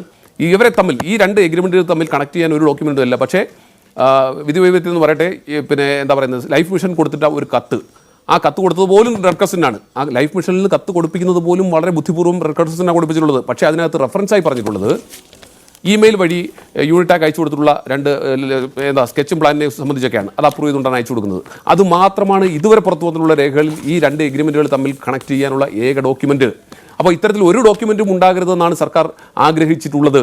അത് തന്നെ അട്ടിമറിക്കാനുള്ള ശ്രമത്തിൻ്റെ ഭാഗമായിരുന്നു മുഖ്യമന്ത്രിയുടെ പ്രിൻസിപ്പൽ സെക്രട്ടറിയും, അതായത് ലൈഫ് മിഷൻ്റെ ചെയർമാൻ, അദ്ദേഹത്തിൻ്റെ പ്രിൻസിപ്പൽ സെക്രട്ടറി അറിഞ്ഞുകൊണ്ട് ഇത്തരത്തിൽ മുൻകൂട്ടി പ്ലാൻ ചെയ്ത് ആസൂത്രിതമായി നടത്തിയിരിക്കുന്ന ഒരു തട്ടിപ്പാണ് ഇത് എന്നുള്ളതാണ് വസ്തുത. പിന്നെ ഇത് ഇപ്പം നമ്മുടെ മുമ്പിലുള്ള പ്രശ്നം എന്താണ്? ഈ കേസുമായി ബന്ധപ്പെട്ട് മുഖ്യമന്ത്രി ചെയർമാനായിട്ടുള്ള ലൈഫ് മിഷൻ മുഖ്യമന്ത്രിയുടെ ഒരു എഗ്രിമെൻ്റ് ഒപ്പിടുമ്പോൾ അതിൻ്റെ ബാധ്യത മുഖ്യമന്ത്രിക്കില്ലേ? ആ എഗ്രിമെൻറ്റിൽ പറഞ്ഞിരിക്കുന്ന 1 കോടിയുടെ ഇൻവെസ്റ്റ്മെൻറ്റ് കേരളത്തിൽ വന്നു എന്ന് ഉറപ്പുവരുത്തേണ്ടതില്ലേ? എന്തുകൊണ്ട് അതിന് കഴിയുന്നില്ല? ഇനി എണ്ണത്തെക്കുറിച്ച് ഞാൻ ഒത്തിരി പറഞ്ഞു, ഞാൻ വിശദാംശങ്ങളിലേക്കൊന്നും പോകുന്നില്ല. അവരുടെ എഗ്രിമെൻറ്റിൽ പറഞ്ഞിരിക്കുന്നത്, ഞാൻ പറഞ്ഞത് UAE കൗൺസിലേറ്റും അതുപോലെ തന്നെ യൂണിറ്റാക്കുമായിട്ടുള്ള എഗ്രിമെൻറ്റിൽ പറഞ്ഞിരിക്കുന്ന 55,000 സ്ക്വയർ ഫീറ്റ് എന്നൊരു ഭാഗത്ത് പറഞ്ഞിരിക്കുന്നു. മറ്റൊരു ഭാഗത്ത് പറഞ്ഞിരിക്കുന്നു 500 സ്ക്വയർ ഫീറ്റ് വീതമുള്ള അപ്പാർട്ട്മെൻറ്റുകൾ 140ഓളം നിർമ്മിക്കാൻ ശ്രമിക്കുന്നുവെന്ന്. 55,000 സ്ക്വയർ ഫീറ്റ് 500 വെച്ച് വീതിച്ചാൽ പോലും 110 എത്തുക അജിംസേ? ഇതെങ്ങനെയാണ് ലോജിക്കലാകുന്നത്? അപ്പോൾ വളരെ വ്യത്യസ്തമായി അതൊന്നും പ്രസക്തമല്ലാത്ത രീതിയിൽ ഈ പൈസ ഒരു കാര്യം കൂടി ചോദിക്കുന്നു. അവിടെ നിർമ്മിക്കുന്ന നിർമ്മാണ പ്രവർത്തനങ്ങളിൽ ഒരു ആക്ഷേപവും ആരും ഉന്നയിച്ചിട്ടില്ല. അതിലെന്തെങ്കിലും ആക്ഷേപം ഉണ്ടെങ്കിൽ നിങ്ങൾ അന്വേഷിക്കൂ, അതിൽ സംശയം ഉന്നയിക്കൂ എന്നാണ് ഷിജു ഖാൻ ചോദിക്കുന്ന മറ്റൊരു ചോദ്യം. ഞാൻ അതിനെക്കുറിച്ച് ഒന്നും മറുപടി പറയുന്നില്ല. നമ്മളിത് കണ്ടുകൊണ്ടിരിക്കുകയാണ്. അതിനെക്കുറിച്ച് വ്യക്തത വരുത്താൻ ആർക്കെങ്കിലും കഴിയുന്നുണ്ടോ? അവിടെയാണ് നമ്മുടെ പരമപ്രധാനമായിട്ടുള്ള ഇന്ന് പുറത്തു വന്നുള്ള ഹാബിറ്റാറ്റിൻ്റെ ഡയറക്ടർ കൂടിയായിട്ടുള്ള ശങ്കർ സാറിൻ്റെ പ്രസ്താവന പുറത്തു വരുന്നത്. നോക്കൂ, അവിടെയൊക്കെ കൂട്ടി വായിക്കണം.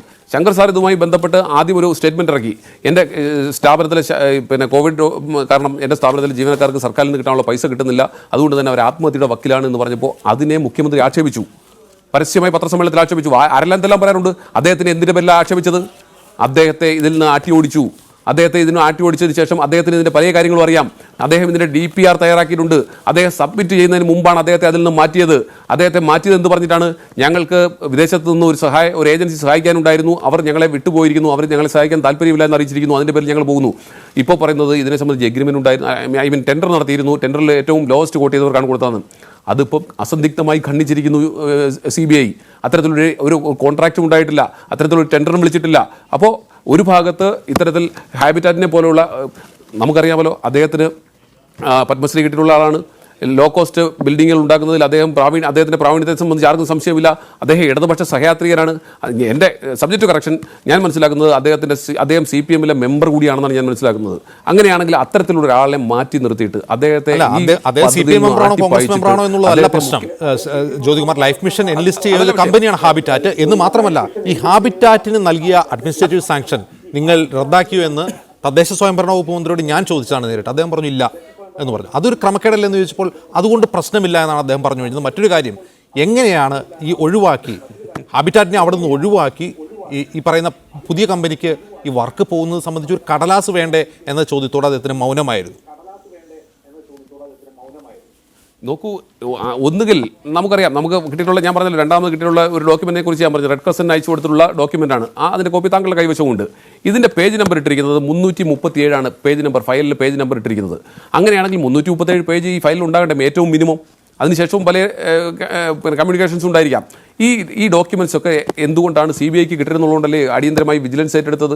വിജിലൻസിനെ കൊണ്ട് അന്വേഷിച്ചപ്പോൾ തന്നെ വിജിലൻസിന്റെ ക്വിക്ക് വെരിഫിക്കേഷനിൽ തന്നെ മനസ്സിലായല്ലോ ഇതിനകത്ത് അഴിമതി ഉണ്ട് എന്ന്.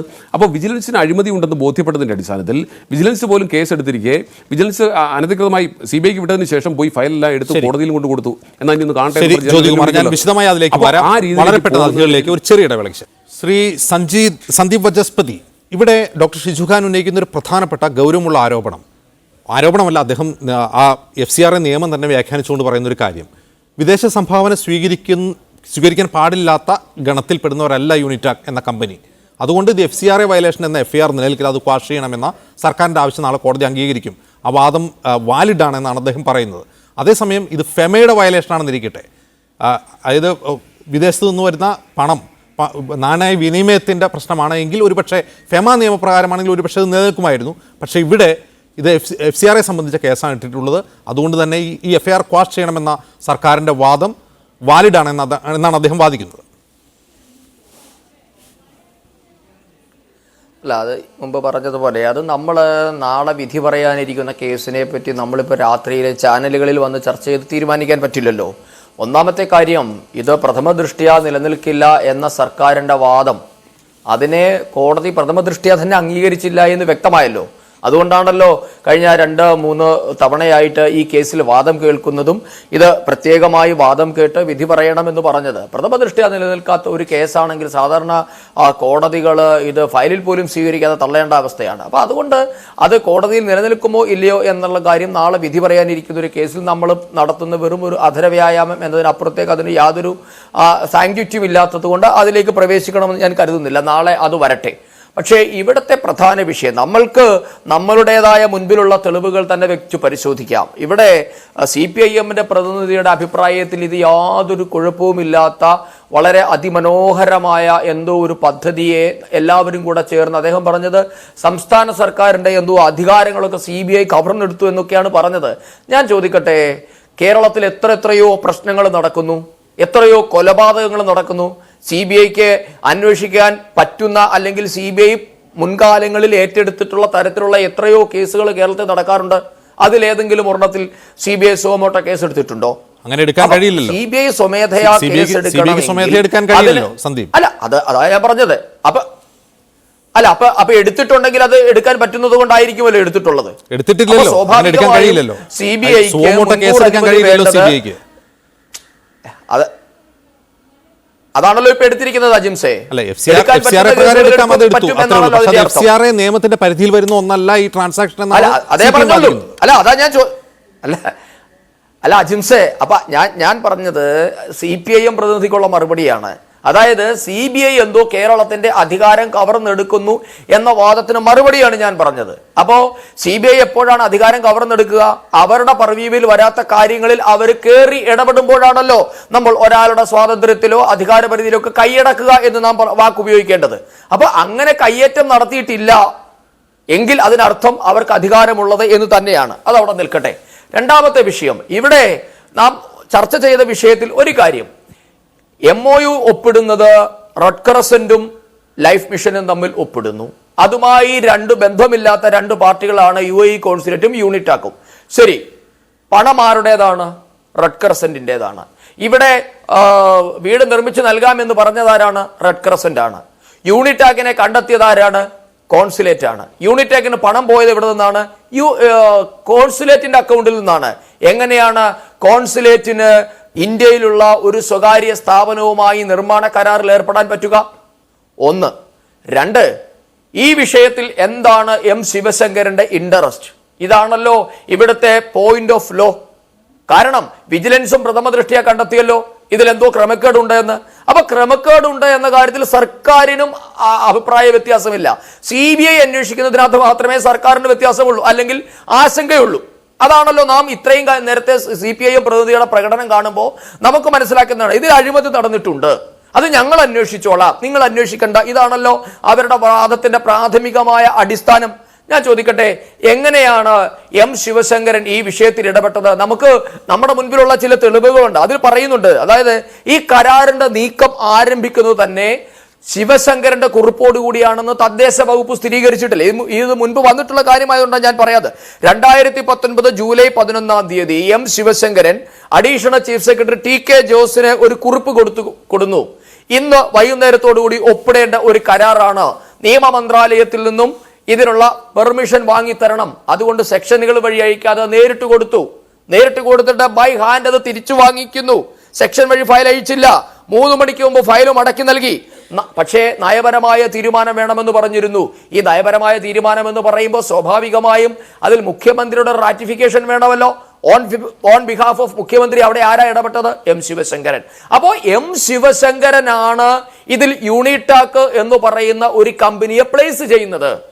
ശിവശങ്കരന്റെ താല്പര്യപ്രകാരമാണ് യൂണിടാക് കടന്നു വരുന്നത്. ഞാൻ ചോദിക്കുന്നത്, UAE കോൺസുലേറ്റിന് എങ്ങനെയാണ് യൂണിടാക്കുമായി ബന്ധമുണ്ടാകുന്നത്?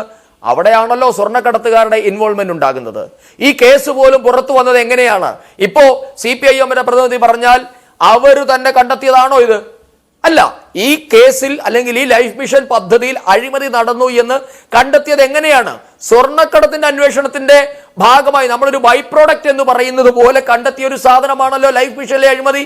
ഇത് ഇവിടുത്തെ രാഷ്ട്രീയ പ്രസ്ഥാനങ്ങളോ സർക്കാരോ അന്വേഷണ ഏജൻസികളോ ആരും കണ്ടെത്തിയതല്ല. പക്ഷേ സ്വർണ്ണക്കടത്ത് അന്വേഷിച്ച കേന്ദ്ര ഏജൻസി കണ്ടെത്തിയതാണല്ലോ. അപ്പൊ സ്വർണ്ണക്കടത്തുകാരുടെ ഇൻവോൾവ്മെന്റ് ഇവിടെ ഉണ്ട് എന്നത് പകല് പോലെ വ്യക്തമല്ലേ? അല്ല എങ്കിൽ എങ്ങനെയാണ് UAE ശരി. കോൺസുലേറ്റ് ശരി, യൂണിറ്റാക് സന്ദീപ്. പോലെയുള്ള തൃശ്ശൂരിലെ ഒരു ഏജൻസിയുമായി അവർ ശരി, എന്ത് സന്ദീപ്. ബന്ധം? ഡോക്ടർ ഷിജു അപ്പോൾ ഖാൻ, യൂണിറ്റാക്കിന് ഡോക്ടർ ഷിജു ഖാൻ, ലൈഫ് പദ്ധതി അവിടെ വീട് കിട്ടാനിരിക്കുന്ന ആളുകളുടെ വീട് കിട്ടാനുള്ള സാധ്യതയില്ലാതാക്കുന്ന ഒരു ചർച്ചയല്ല, ഒരു അന്വേഷണവുമല്ല ഇവിടെ നടക്കുന്നത്. അങ്ങനെയായിരുന്നെങ്കിൽ വിജിലൻസ് കേസ് അന്വേഷിക്കില്ലല്ലോ. ഇതിൽ ക്രമക്കേട് ഉള്ളതുകൊണ്ടാണല്ലോ സർക്കാർ വിജിലൻസ് അന്വേഷണം പ്രഖ്യാപിച്ചത്. അന്വേഷണം നടന്നാൽ ഇത് പാവങ്ങൾക്കുള്ള വീട് നിർമ്മാണ പദ്ധതി അട്ടിമറിക്കപ്പെടും എന്നുള്ളതാണെങ്കിൽ സംസ്ഥാന സർക്കാർ തന്നെ വിജിലൻസ് അന്വേഷണം പ്രഖ്യാപിച്ചിട്ടുണ്ട്. അപ്പോൾ ഏത് ഏജൻസി അന്വേഷിക്കുന്നു എന്നുള്ളതാണ് നിങ്ങളുടെ പ്രശ്നമെങ്കിൽ, CBIയുടെ പ്രശ്നമെങ്കിൽ, CBI വരുന്നതാണ് പ്രശ്നമെങ്കിൽ, ഇവിടെ ഒരു കാര്യമുണ്ട്. ഇന്നലെ എൻഫോഴ്സ്മെന്റ് ഡയറക്ടറേറ്റ് കൊടുത്ത കുറ്റപത്രത്തിൽ മുഖ്യമന്ത്രിയുടെ പ്രിൻസിപ്പൽ സെക്രട്ടറി ആയിരുന്ന M. ശിവശങ്കറിനെതിരെ വളരെ ഗുരുതരമായ ചില കാര്യങ്ങൾ ചൂണ്ടിക്കാട്ടിയിട്ടുണ്ട്. എൻഫോഴ്സ്മെന്റ് കേസിൽ അദ്ദേഹം പ്രതിയോ സാക്ഷിയോ അല്ല.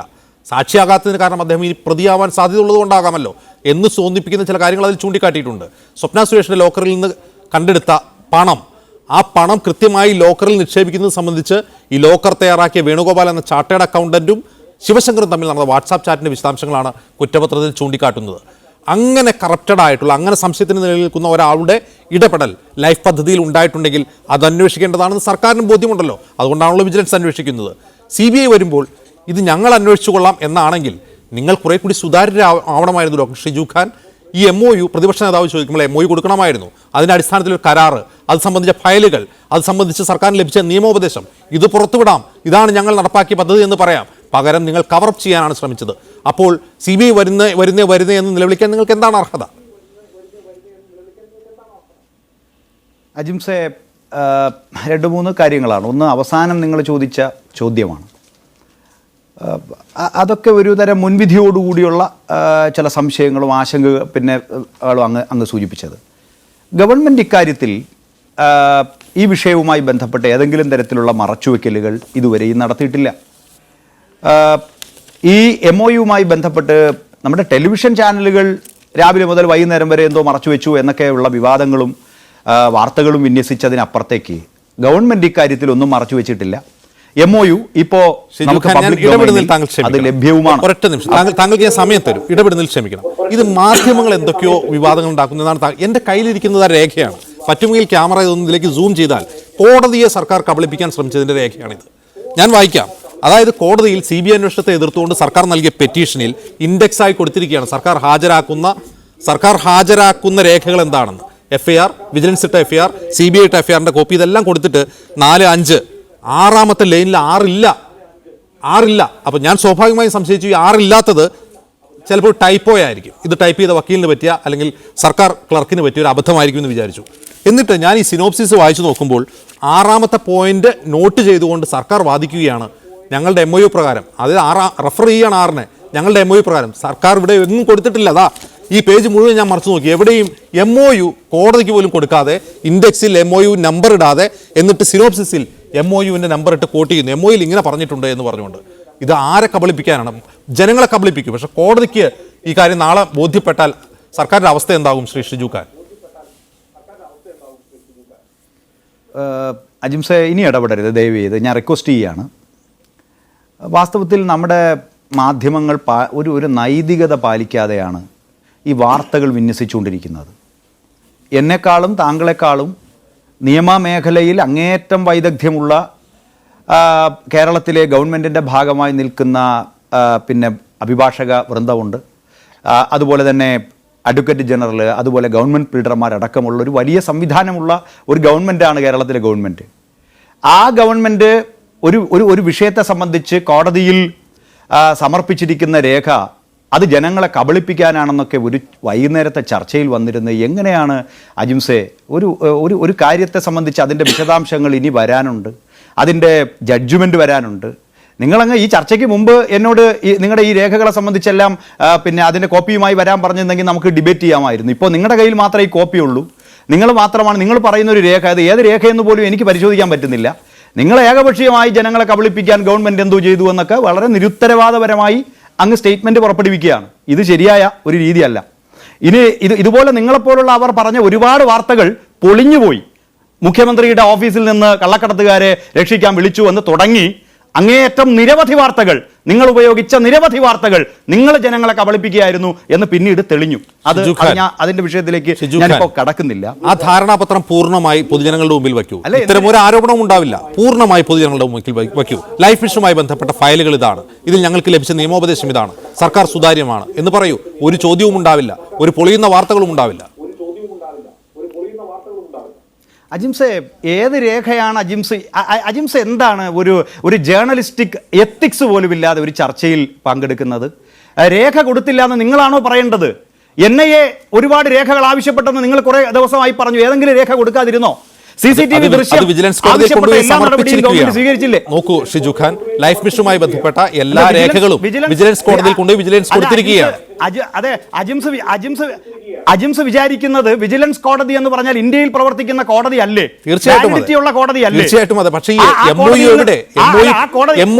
പ്രതിപക്ഷ നേതാവ് കിട്ടാതിരുന്നത് അത് ഞാൻ പറയട്ടെ, അജിംസെ വളരെ ദൗർഭാഗ്യകരമാണ്, വളരെ ബോറൻ ഇടപെടലാണ് നിങ്ങൾ ഇപ്പൊ നടത്തുന്നത്. ഇത് ശരിയല്ല. ചാമക്കാല ജ്യോതികുമാർ, കോൺഗ്രസിന്റെ നേതാവ്, ആ വിജിലൻസ് കോടതിയിൽ കൊണ്ട് ഇതെല്ലാം മറച്ചുവെക്കാൻ എന്ന് പറഞ്ഞാൽ അദ്ദേഹത്തിന്റെ രാഷ്ട്രീയം. നിങ്ങളും കൂടെ ഈ വാദം എടുത്താലോ?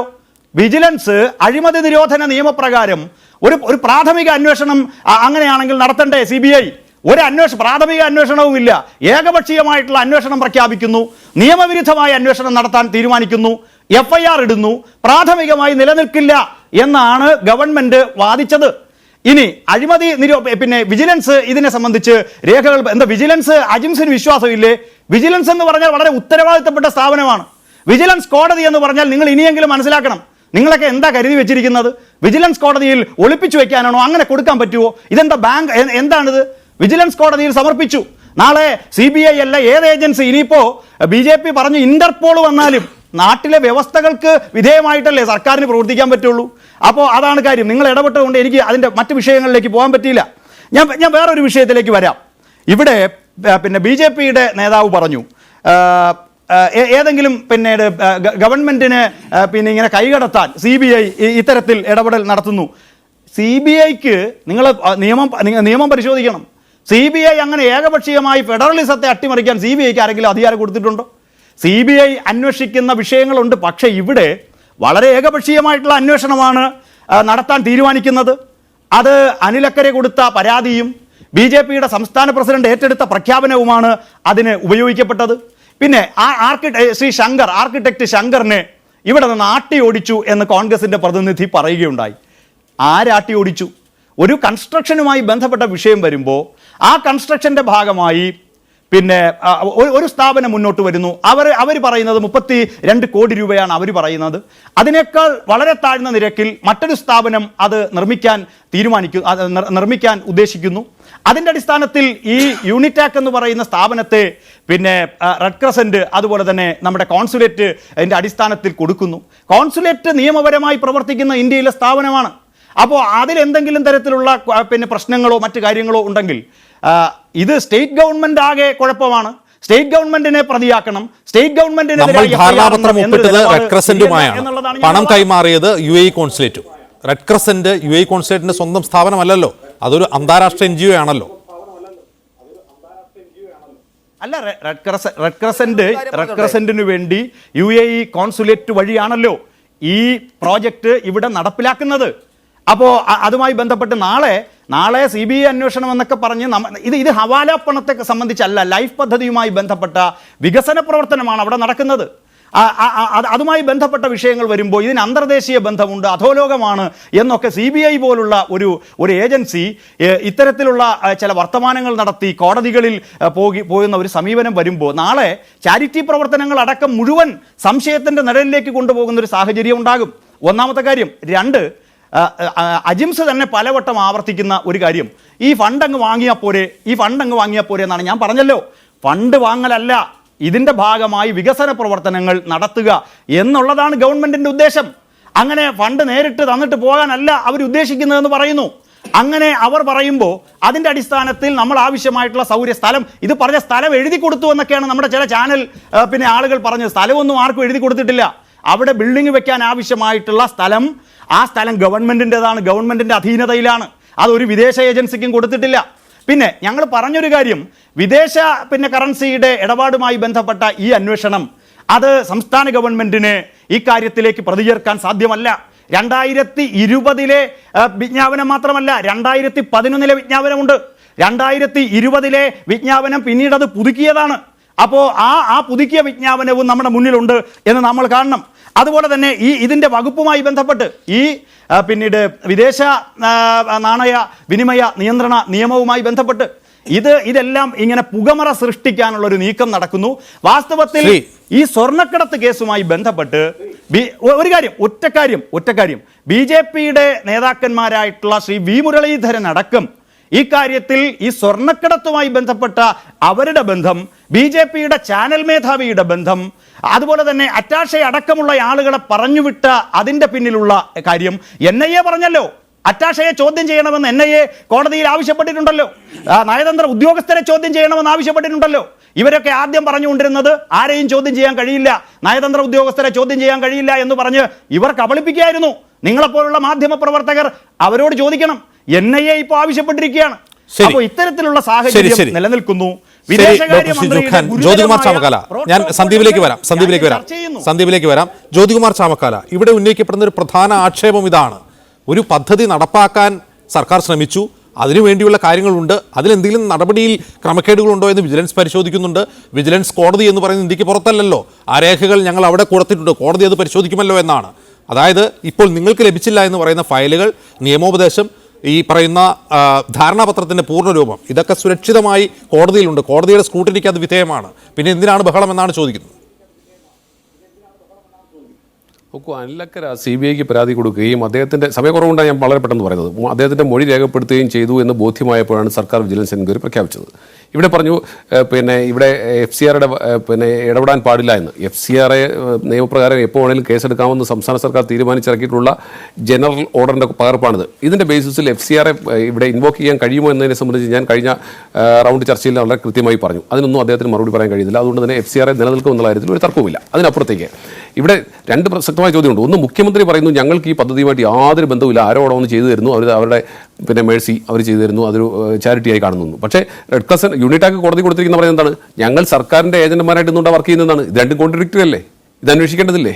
അപ്പോൾ ഈ ലൈഫ് മിഷനുമായി ബന്ധപ്പെട്ട് മാത്രം ഇത്രയും ആക്ഷേപങ്ങൾ വരുമ്പോൾ അതിൽ മാത്രം എന്തുകൊണ്ട് CBI എൻക്വയറി എത്തുന്നു സർക്കാർ എഴുതി കൊടുത്തിട്ടുള്ളത്, മുഖ്യമന്ത്രി എഴുതി കൊടുത്തിട്ടുള്ളത് ഏത് ഏജൻസി വരട്ടെ എന്നാണ്. അപ്പോൾ വിജിലൻസ് എൻക്വയറിയേക്കാൾ അപ്പുറത്തേക്ക് ഒരു CBI എൻക്വയറി നടത്തി അഗ്നിശുദ്ധി വരുന്നതല്ലേ സർക്കാരിനെ സംബന്ധിച്ച് നല്ലത്? എന്തുകൊണ്ട് എതിർക്കുന്നു? അതിന് ഉത്തരമില്ല. കാരണം ഇത് ചെന്നെത്തി നിൽക്കുന്നത് മുഖ്യമന്ത്രിയിലേക്കാണ്. ലൈഫ് മിഷന്റെ ചെയർമാൻ മുഖ്യമന്ത്രിയാണ്. മുഖ്യമന്ത്രി എന്ന പദവിയല്ല, ലൈഫ് മിഷന്റെ ചെയർമാൻ മുഖ്യമന്ത്രിയാണ്.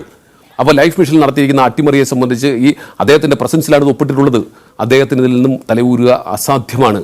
അതിനപ്പുറത്തേക്ക് അദ്ദേഹം ശങ്കറിനെ കുറിച്ച് സ്വർണ്ണക്കടത്തിനെ കുറിച്ചുള്ള നിങ്ങളുടെ ആക്ഷേപം തീർന്നോ? സ്വർണ്ണക്കടത്തിന് മുഖ്യമന്ത്രി ഓഫീസുമായി ബന്ധമുണ്ടോ നിങ്ങളുടെ ആക്ഷേപം ഇതുവരെയുള്ള അന്വേഷണ ഏജൻസികളുടെ കണ്ടെത്തലിൽ അവസാനിച്ചിട്ടുണ്ടോ?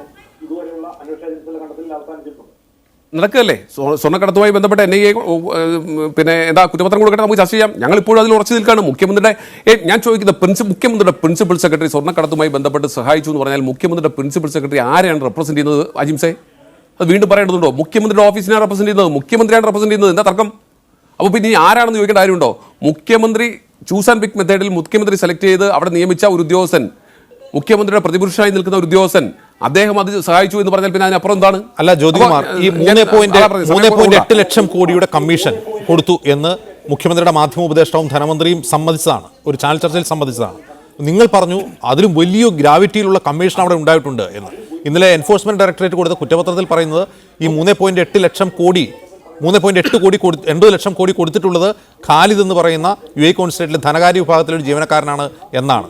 നിങ്ങൾ പറഞ്ഞത് അത് സ്വപ്ന സുരേഷിനുള്ള കമ്മീഷനായിരുന്നു എന്നായിരുന്നല്ലേ നിങ്ങളുടെ ആരോപണം? നോക്കൂ, അവിടെ കോടതിയിൽ ഞാൻ മുമ്പ് പറഞ്ഞ കോടതിയിൽ കൊടുത്ത അഫിഡവിറ്റ് CBI എൻക്വയറി പാടില്ല എന്ന് പറഞ്ഞുകൊണ്ട് യൂണിറ്റാക്ക് കൊടുത്തിട്ടുള്ള അഫിഡവിറ്റിൽ യൂണിറ്റാക്കിന്റെ ഉടമസ്ഥൻ വളരെ സ്പെസിഫിക് ആയി പറയുന്നു. അതിനകത്ത് വളരെ കൃത്യമായി അദ്ദേഹം പറയുന്നുണ്ട്, എനിക്ക് ഓറലായിട്ട് ഇനിയുള്ള വർക്കുകൾ ഫർദർ ഇറ്റ് വാസ് എഗ്രീഡ്, ഒറ്റ വായത്തിൽ ഞാൻ പറഞ്ഞു, further it was orally agreed that the contract of the construction of consulate buildings in Thiruvananthapuram, Hyderabad shall be awarded to the petitioner എന്ന് പറഞ്ഞിട്ട് അദ്ദേഹം വീണ്ടും പറയുകയാണ്. Later, the petitioner was asked by the Consulate General through the aforesaid accused Swapna Suresh to give an amount of AED 2 million or equivalent Indian rupee for awarding present and future projects. നിലവിലുള്ളത് ഉൾപ്പെടെയാണ്. അത് പറയുന്നവരാണ്, ഞങ്ങളാരും പറഞ്ഞല്ല. ഹൈക്കോടതിയിൽ സ്വമേധയാ എഴുതി കൊടുത്തതാണ് സന്തോഷ് ഈപ്പൻ.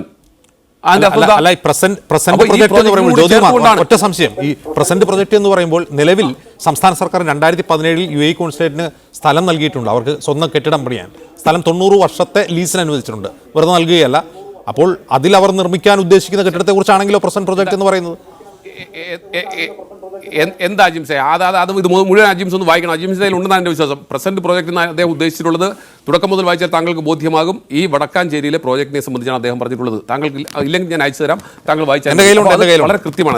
ഒന്ന്. രണ്ട്, അത് ഒന്ന് വായിച്ചാൽ മതി, അത് കൃത്യമാവും. പ്രസന്റ് പ്രോജക്റ്റ് എന്ന് പറയുന്നത് അദ്ദേഹം ഇതിനെക്കുറിച്ച് മാത്രമാണ് പറഞ്ഞിട്ടുള്ളത്. UAE കോൺസുലേറ്റിന്റെ ബിൽഡിങ്ങിനെ കുറിച്ച് വരാൻ പോകുന്നേ ഉള്ളൂ, ഫ്യൂച്ചർ പ്രോജക്ട്സ് ആണ്. അതിനപ്പുറത്തേക്ക് ശങ്കറിനെ കുറിച്ചൊക്കെ അദ്ദേഹം പറഞ്ഞു. ശങ്കറിന്റെ ലൈഫ് മിഷനുമായി ബന്ധപ്പെട്ട് ശങ്കറിന് സർക്കാരാണ്, ലൈഫ് മിഷനാണ് അദ്ദേഹത്തെ ഉത്തരവാദിത്വം ഏൽപ്പിച്ചത് DPR തയ്യാറാക്കാൻ. ഇവിടെ UAE കോൺസുലേറ്റാണ് യൂണിറ്റ് ആക്ടിനെ ചുമതലപ്പെടുത്തിയത്. ഇത് രണ്ടിനെയും കൂടെ റേറ്റ് കമ്പയർ ചെയ്തു അഥവാ ടെൻഡർ വിളിച്ചു എന്നൊക്കെ പറഞ്ഞാൽ ആരെയാണ് ബോധ്യപ്പെടുന്നത് അജിംസെ? ഇത് രണ്ട് എൻറ്റിറ്റി ആയിട്ട് ഇന്നുണ്ടല്ലോ ചെയ്തിട്ടുള്ളത്. പിന്നെ ഇതൊക്കെ കമ്പയർ ചെയ്തിട്ടാണ് അദ്ദേഹത്തിന് റേറ്റ് കൂടിപ്പോയെന്ന് പറഞ്ഞാൽ അദ്ദേഹം എന്ന് പറഞ്ഞിട്ടുള്ള ഞാൻ 12 കോടി ചെയ്ത് കൊടുക്കാമെന്ന് പറഞ്ഞിട്ടുള്ളത് അദ്ദേഹം അവസാനം പറഞ്ഞിട്ടുണ്ടല്ലോ. അപ്പോൾ അദ്ദേഹത്തിന് അതിൽ നിന്ന് അദ്ദേഹം പുറകോട്ട് പോകേണ്ടി വന്നു. കാരണം സ്പോൺസർ ഇല്ല, ഈ പ്രോജക്റ്റ് അവസാനിപ്പിക്കുകയാണ്, വൈൻഡപ്പ് ചെയ്യുകയാണെന്ന് പറഞ്ഞിട്ടാണ് അദ്ദേഹത്തെ പറഞ്ഞിട്ടുള്ളത്. അത് വസ്തുതയല്ല. ജ്യോതികുമാർ അങ്ങനെ പറഞ്ഞതിന് രേഖയൊന്നുമില്ല എന്നുള്ളതാണ് മറ്റൊരു കാര്യം. അപ്പോൾ താങ്കൾ ചോദിക്കുന്നത് ഈ ഒരു പത്മശ്രീ കിട്ടിയ ഹാബിറ്റാറ്റിലെ അദ്ദേഹം പറയുന്നത് വിശ്വസിക്കണമോ, അതിനപ്പുറത്തേക്ക് സന്തോഷ് ജ്യോതികുമാർ, ഞാൻ ചോദിച്ചത് തദ്ദേശ സ്വയംഭരണ വകുപ്പ് മന്ത്രി തന്നെ പറഞ്ഞു അദ്ദേഹത്തിന് കൊടുത്തിട്ടുള്ള അഡ്മിനിസ്ട്രേറ്റീവ് സാങ്ഷൻ ഞങ്ങൾ റദ്ദാക്കിയിട്ടില്ല, ഇനിയും റദ്ദാക്കിയിട്ടില്ല എന്നാണ് അദ്ദേഹം പറഞ്ഞത്. വളരെ സിമ്പിളാണ് ജിംസെ. അദ്ദേഹത്തെയും ഈ അന്വേഷണത്തിന്റെ പരിധി കൊണ്ടുവരട്ടെ. അദ്ദേഹം പറഞ്ഞ വാചകങ്ങളെ അന്വേഷണത്തിന്റെ പരിധി കൊണ്ടുവരട്ടെ. ഇത് പ്രഖ്യാപിച്ച മുഖ്യമന്ത്രിയുടെ മാധ്യമ ഉപദേഷ്ടാവിനെ അന്വേഷണത്തിന്റെ പരിധി കൊണ്ടുവരട്ടെ. അത് എൻഡോസ് ചെയ്ത സംസ്ഥാനത്തെ ധനകാര്യമന്ത്രിയെ അന്വേഷണത്തിന്റെ പരിധി കൊണ്ടുവരട്ടെ. അത് വീണ്ടും എൻഡോസ് ചെയ്ത ലോ മിനിസ്റ്റർ അധികാരത്തിൽ പരിധി കൊണ്ടുവരട്ടെ. അന്വേഷണത്തിന്റെ മുഖ്യമന്ത്രിയെയും കൊണ്ടുവരട്ടെ. കാരണം മുഖ്യമന്ത്രിയുടെ പ്രസിഡന്റിലാണ് ഒപ്പിട്ടിട്ടുള്ളത്. അപ്പോൾ ഇവരെയൊക്കെ അന്വേഷണ പരിധിയിൽ കൊണ്ടുവന്നേ മതിയാവൂ. ഈ കേസിൽ ഒരു സംശയവും വേണ്ട. മുഖ്യമന്ത്രിയിൽ തുടങ്ങി 2 മന്ത്രിമാരിലൂടെ മുഖ്യമന്ത്രിയുടെ മാധ്യമ ഉപദേഷ്ടാവിലൂടെ ഈ പറഞ്ഞതുപോലെ ഇയാളെ ശങ്കറിനെ ഉൾപ്പെടെ അന്വേഷിക്കട്ടെ.